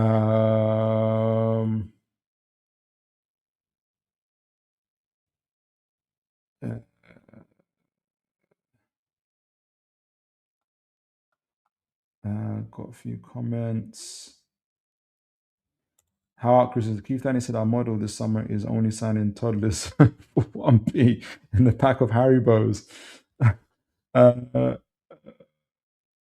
Lion Point says, I've seen some theory saying that the Nemecha news is a PR stunt, given the fact that both Howe and Dowie posted that news at the same time. Knowing us, I believe it. But it's not a good PR stunt. Like this is what I'm talking about. This is like the worst PR stunt ever. Like it's given that because if it's meant to like raise hopes, it kills hopes in the same post. If anything, it will make people angry. It goes back to what we were saying earlier. Like if Howe is paying these journalists, right, to like raise his profile or raise the feeling and the mood around him, it's for me, it's having the opposite effect. It's making things worse. Right? How are you saying yes, Newcastle are interested, but they're not paying they're not paying the release clause? Okay. Oh, all right then. Like, why are we talking about this? So let's talk about Felix Nmecha though, and why Newcastle are interested in him and have been interested in him for actually 3-4 years. So Felix Kalu Nmecha, 25 years of age, born in Germany, a height of 6'3". He's also a former Man City Academy graduate. You can already see from his height as well why Eddie Howe and everybody is interested in him. He's massive. He's a box-to-box midfielder, plays number 8 though, position, but also other positions include number 6 midfield and attacking midfield 10. Current club Dortmund, he left to play for them after playing for Wolfsburg. Now, I want to big up Total Football Analysis and The Last Word on Sports for giving us some scouting profiles on Mr. Nemecha from 2023 to 2026. And what it reads as is a progression timeline from Bellingham's shadow to Europe's elite target, the Wolfsburg breakthrough and Dortmund's succession. So analysis, emerging as a top prospect at Wolfsburg, Nemecha earned his initial call-ups to the German national team under Hansi Flick. Hansi Flick and Eddie Howe got very similar taste in players due to immense tactical flexibility.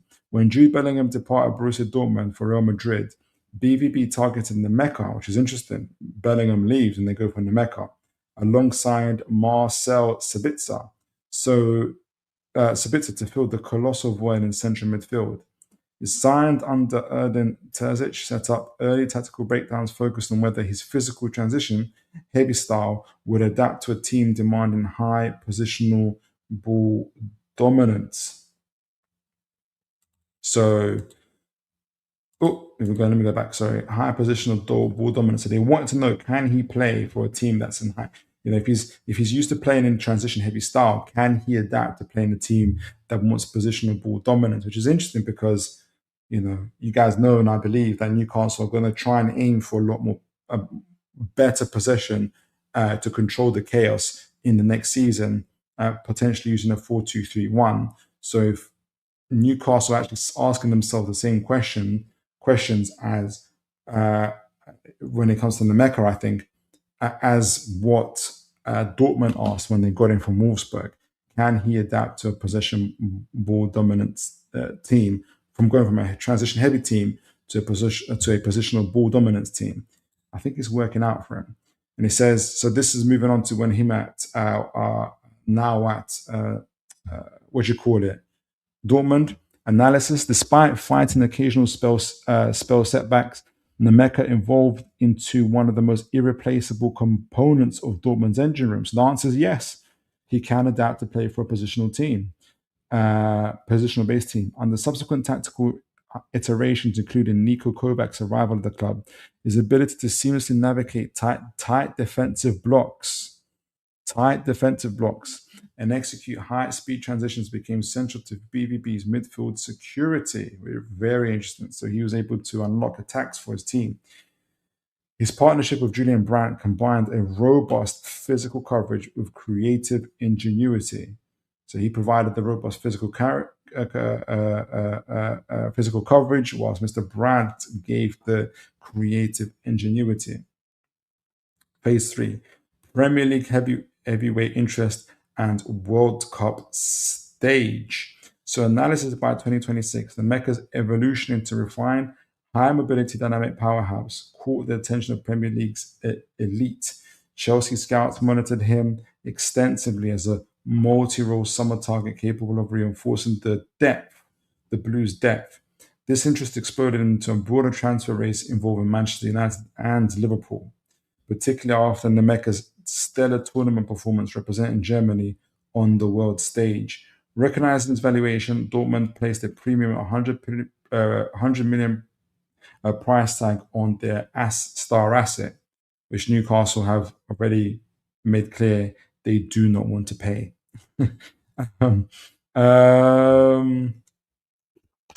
So let's talk about his attributes.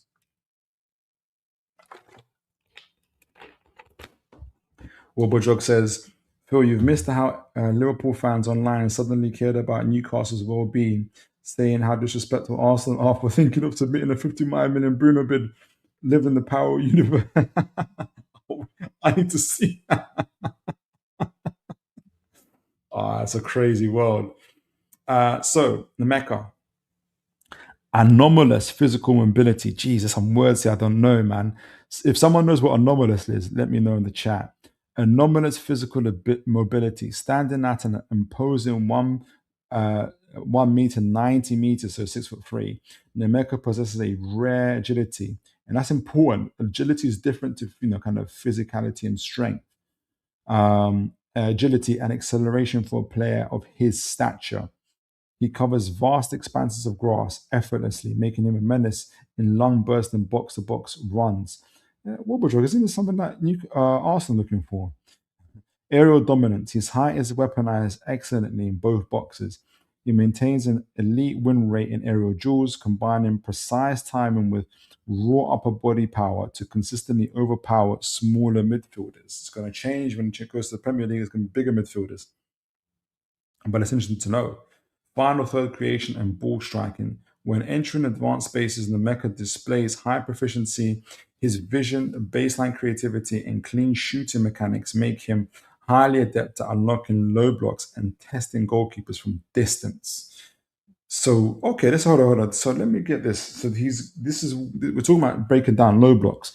Nemecha displays a high proficiency in an advanced area. So his vision, baseline creativity, and clean shooting mechanics make him highly adept at unlocking low blocks. Let me just double check how many goals and assists he got. I don't think he got that many, but maybe I'm wrong. Let me see. Unlocking defenses, they say. That's not necessarily what his metric have said. Let me just double check. Sorry, guys. Felix Nmecha. Okay, so he played 42 games, just above 3,000 minutes. He's got 5 goals, 3 assists, so eight goal contributions. Last year, he got something. He got. Oh, he didn't play. Oh, he did play. 24-25 season, very similar. 7 goal contributions. Previous to that, 4 goal. But he didn't play that much. 4 goal contributions. Before that, 8. So he's like a 7 to 8 goal contribution type of midfielder. Okay. So not like prolific, but still not too bad. I came out my screen by accident. Let me get back to this. So I don't know.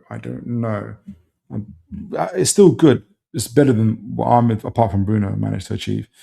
Bird creation, ball striking, tactical versatility, a manager's dream, Eddie Howe's dream for sure.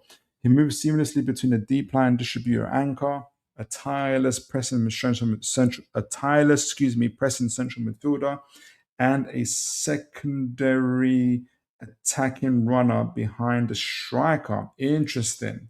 So, Newcastle, especially our position, are playing more and more in a 4-4-2 shape. So that's an area that he can play in as well. Okay, so pros and cons, or strengths and pros and strengths and cons and weaknesses. So pros, elite aerial presence. Cons, possession accuracy. Baseline pass completion rate of 78.8%. Highlights room for short passing refinement. I think Tonali's got something similar around him. High speed transition, superb mobility to turn defense into attack.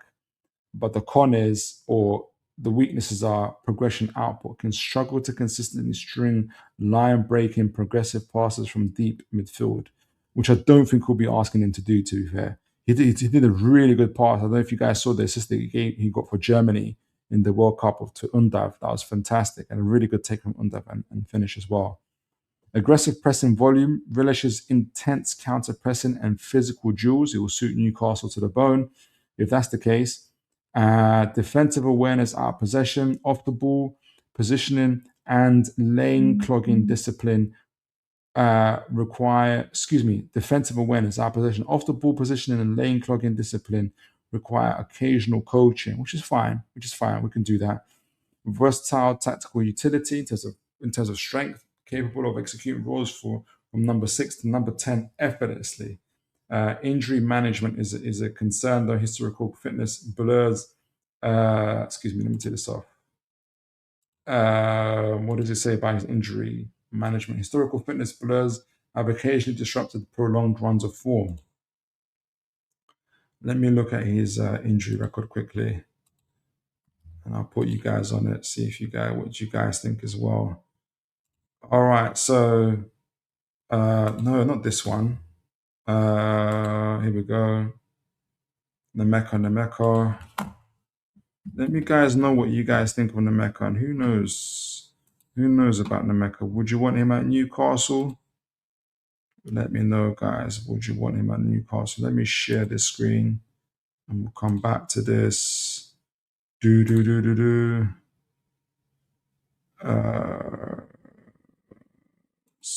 it this one? All right, yeah. So let's get here. Let's look at his injury record together. Here we go, Nemecha. Injury history.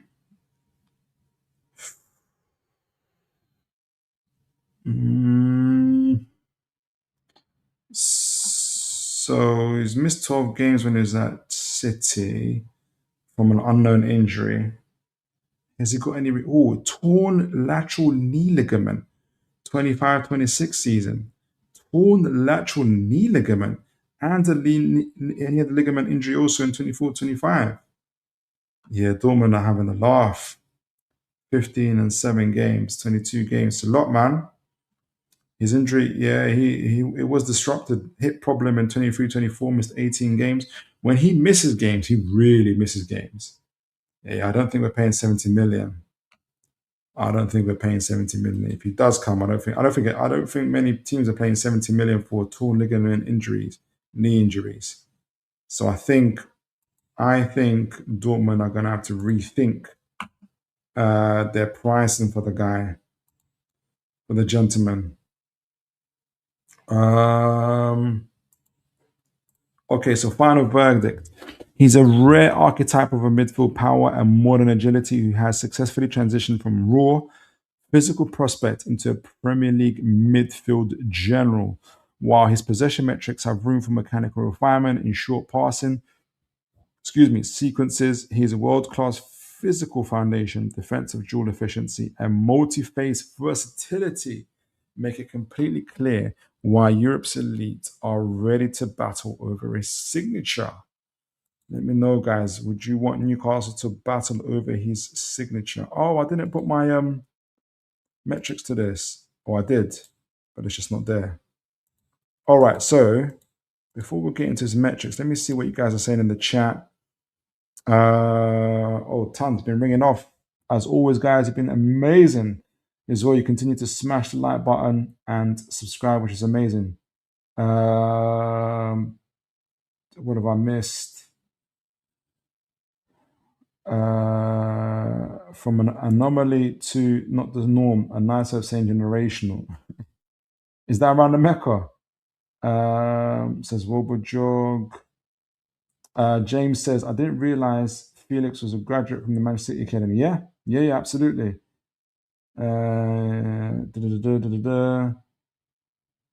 Seeing the picture, not been narrowly focused on here now. Let me see what I'm going to see if there's any Felix Nmecha comments. Oh, War Captain Bruno says, those injuries probably explain why they're happy to let him go. Shame though, he looks like a great player. He does. I just don't think they're going to get 73 million. I think that's why Newcastle aren't going to pay that. They're not going to get 73 million from, no way. They don't have to sell. You're right, Connor. But does he want to go? Wilbur says, God, I hate the World Cup transfer window for this very reason. A ton of foreplay and no action. I need the season to start ASAP. I end up drawing up scenarios. Now Jude, Vinny, or Alvarez end up at Arsenal. Hey, man, that would be crazy. I wouldn't be surprised about the Alvarez situation, though. All right, so I wanted to show his progression via his metrics, that being the Nemecha.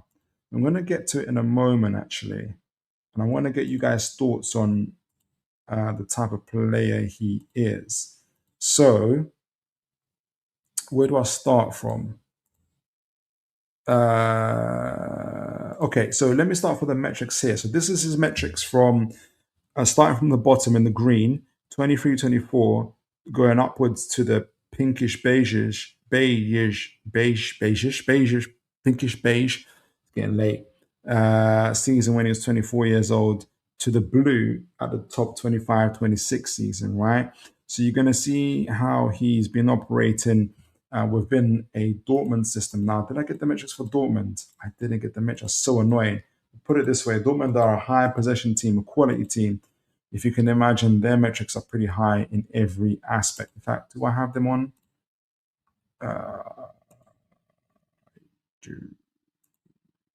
Get it, Dortmund. Let me show you Dortmund so you understand the system that he's operating in. Oh. No, that's not it.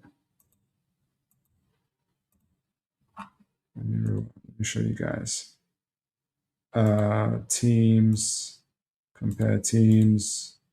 Dortmund. Let me put on Dortmund, at least 25-26 season. Actually, let me put it most of the seasons that he's played there, the 3 seasons. So you guys know the type of system that he's been playing in. Big up to all the folks that are still here. Let me show you this. So this is Dortmund's system, so you guys understand where he's coming from. Is that Dortmund? It is Dortmund. It is Dortmund. Okay, brilliant. All right, so what you can see from Dortmund, throughout the 3 seasons that he's been there, Nemecha's been there, lots of goals from the 85 to 91 percentile, and a very good to a very good attacking team, 79 percentile to 83 percentile. Possession, they're a very high possession team, anywhere from 76 percentile to 83 percentile. So you know he's good in a high possession team. Though this year they were far more. Though in 24-25 they were far more of a counter attacking team. Way less this season, but they typically are 78 percentile in 23-24 season. They spend a little bit more time defending this because they've been counter-attacking, so they chose a different approach. He's adjusted to it and done pretty well, but you can see some tactical flexibility. Physical side, not so much this season in terms of aerial duels and ground duels, probably because they've been a counter-attacking team. Pressing team, not too bad, good to very good, 58 to 75 percentile. So high possession, high attacking goals, flexible with the counter-attacks, can go from transitional to a high position team. That is the system that Mr. Nemecha has been working in. Hence why he's so sought after, because his own stats are reflective of that. So let's see what we mean by this. All right, so this is Nemecha stats. And thank you to all the guys that are liking, sharing, and subscribing. I got myself out of it. Hold on. Here we go. Sorry, I keep on pressing the wrong screen. All right, so this is in the 3-4 years. Remember what kind of team they are, and you can see that's part of the reason why you'll even see his stacks fluctuate.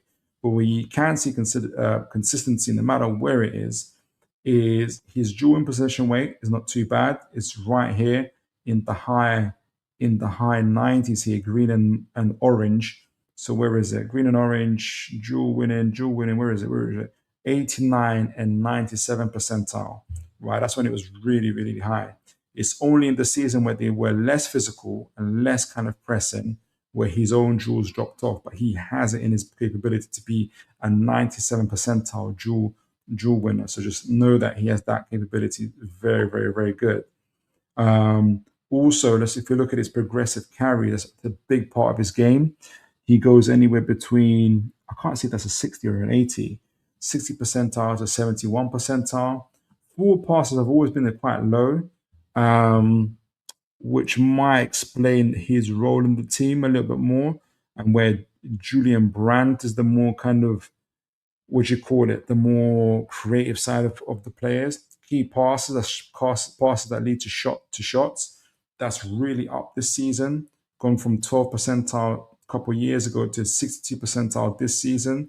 So he's got his creative juices flowing, which is good. And so ball carrying, forward passes, percentages have got a little bit better, but his dual winning is absolutely phenomenal, and his possession winning isn't too bad either. I do wonder though if those things would be a bit higher if Dortmund chose to play that kind of system. It shows a lot of adaptability. So progressive carries, dual winning, probably a big part of what he does, and possession one is a big part of the game that he does as well. So what does this mean? What does this mean? Let's talk about what it means for him. Did I get it here? Did I get it right here? How has he progressed? If we break it down, so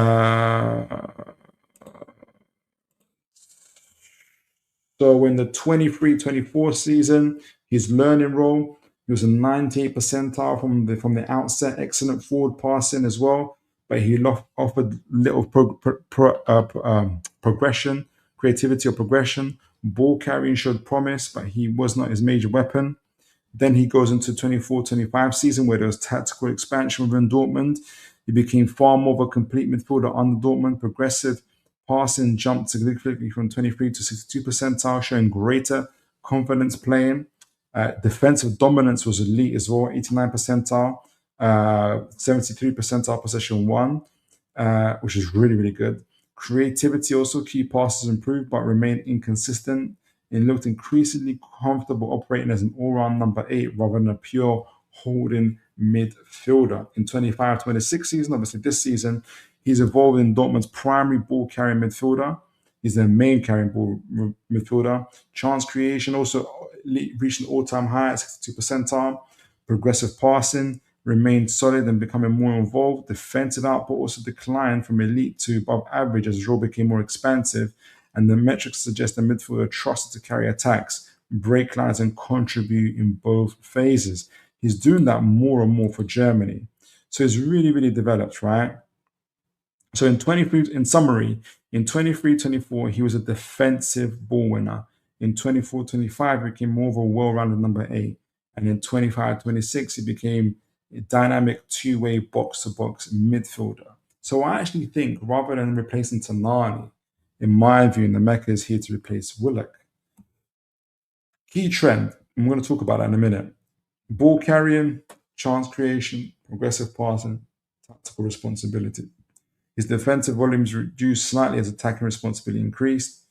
So, basic summary is Nemecha has developed from a physically dominant defensive midfielder into a modern transitional number 8 who combines athleticism, ball carrying, and progressive play while retaining strong defensive qualities.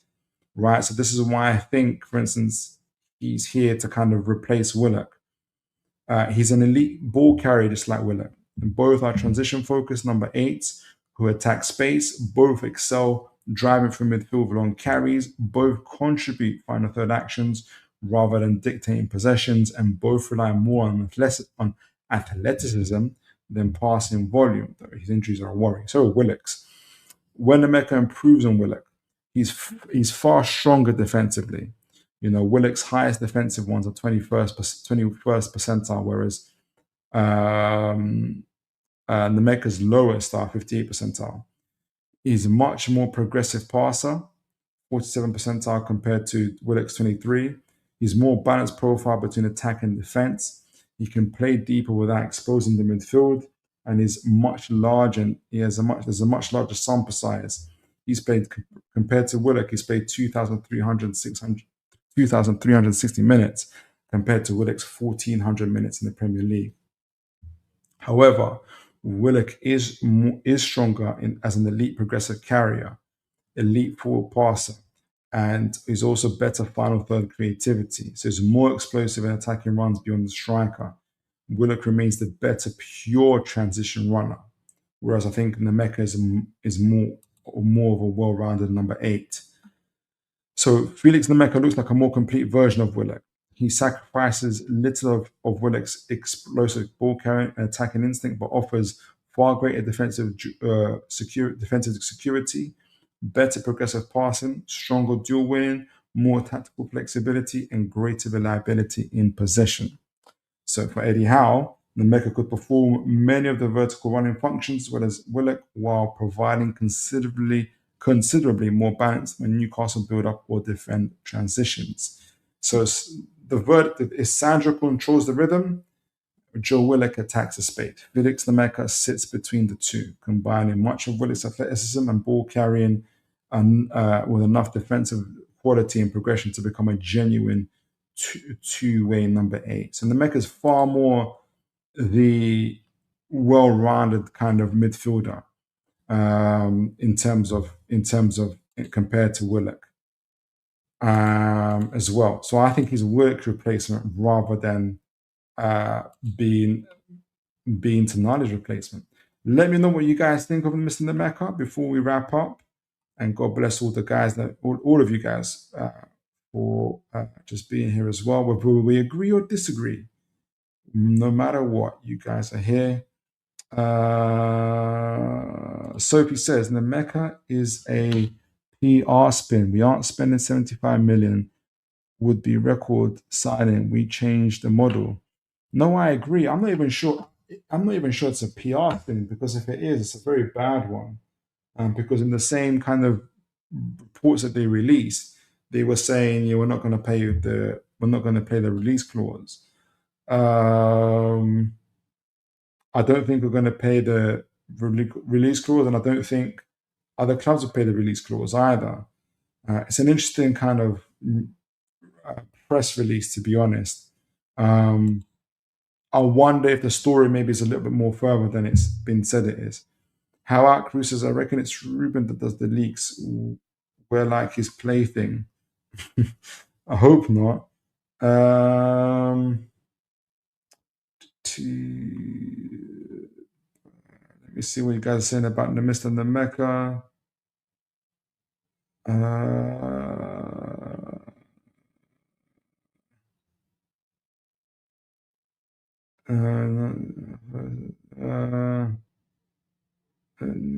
Billions spent in players by the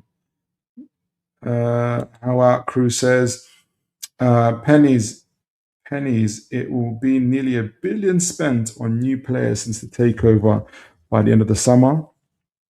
Okay, most financially backed Newcastle manager in history is what Howe is.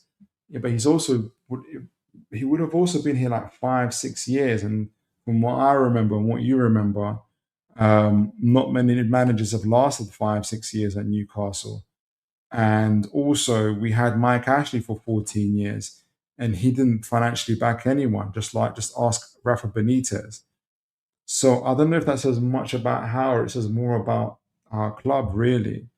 For that money, though, we got a return of multiple domestic semi-finals and finals, as well as a trophy.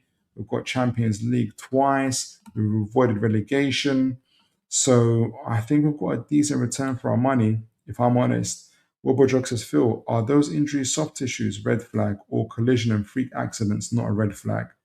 That's a great question. I nearly called you Nemecha for some reason. Have a look here. I've got torn lateral knee ligament. If that came from a collision, I don't know. It doesn't sound like it. I think he definitely was playing, but it's bad. 7 games. Ligament injury in 24-25, the previous season. He missed 15 games, 68 days. That's not good. That is not good. To have 2 ligament issues back to back, that is not good. He had a hip problem in 23-24 season when he missed 18 games. Before that, though, he'd been okay for 2-3 years. When he first started out, not first started out, but in his early career, he missed 12 games in City for an unknown injury. If there's another ligament injury, we've got a problem, in my view. So let me know what you think, Wobojog.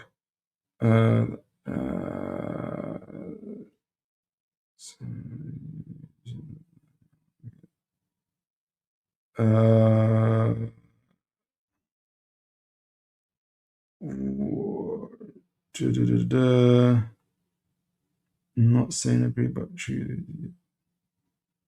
I swear I saw something from. Oh, maybe I was seeing things. Let's see. Adrian says it's a hard pass from me. Fair play. I wouldn't be surprised. War Captain says I'd be wary. Yeah, I think the injuries has put a lot of people off. It could be an opportunity because remember when we got Livramento after that big old injury, because that put a lot of teams off as well, and we kind of got him at didn't got an expensive price, but it put off any competition. So we'll see. We will see. All right, guys. As always, been absolutely phenomenal. I know it's been a difficult last the whole transfer window for people. That's it. I missed the Wolverjugs one. It says, Phil, I can't make judgment, to be honest. We need more info to make a call about his availability. Absolutely. And a few folks are saying that. To be honest, Wolverjog. So I agree with you. Even I'm not making a call whether to get him or not, but I do like his profile. I really like Nemecha's profile. Injuries aside, I think he'd be a very, very good profile for us. He kind of suits a lot of the stuff that we're doing. But folks, I know it's been a difficult time in terms of everything the news have been that's been in the news. And what's currently in the news, especially around Bruno Guimarães. We talked about the media and agents and clubs, and we read research papers, we read research papers on how agents and the relationship between agents and their players. We even read articles on Fabrizio Romano and his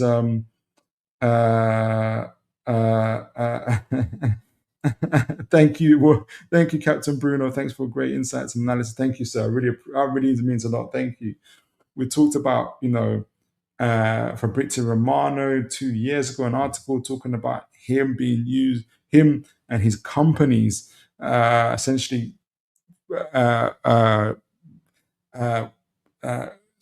trying to get clubs to buy them to help them to pay them to create buzz and narratives and sow untruths, essentially. Then we had videos on actual journalists talking about how it's difficult to kind of the dynamics between truth, facts, and getting it out there. We talked about the agents, Kia, who is Bruno's agent, his past dealings at Everton, his interview with Simon Jordon, his background history, and everything else like that. A lot of detail as well. Obviously, the Bruno potential kind of transfer negotiations. Would Newcastle let Tonali and Bruno go? That'd be insane. We don't think so. So what's the game that's been played? Then we did a really comprehensive scouting report on Felix Nmecha, and a lot of folks are sitting on the fence about it, or just straight up saying, giving it a hard pass. His injury record isn't great.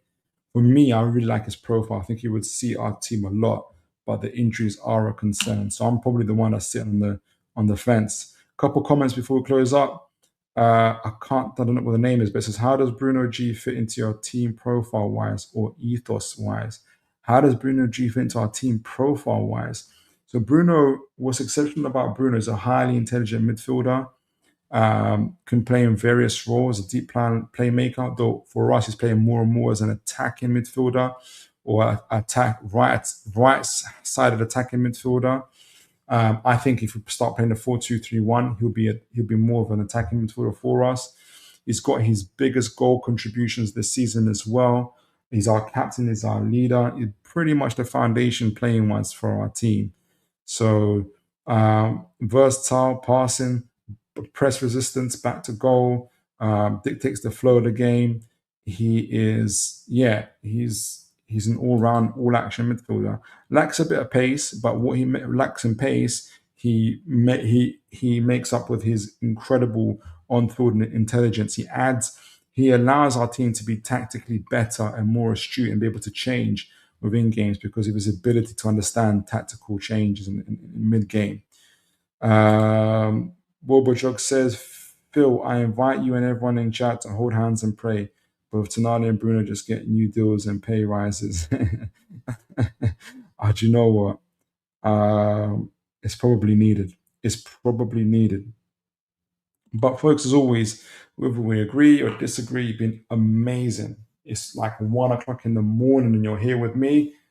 I'm blessed. I hope you guys are blessed. I hope we get some good news real soon. I'm sure it's on its way.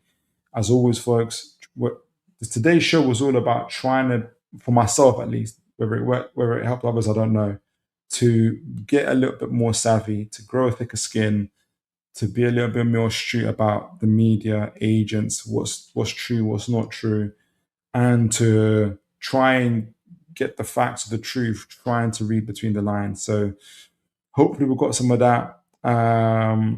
And hopefully we'll learn a little bit more about a potential new signing in teams of Felix Nmecha. But as always, folks, make sure you look after each other. And as always, folks, God bless you all.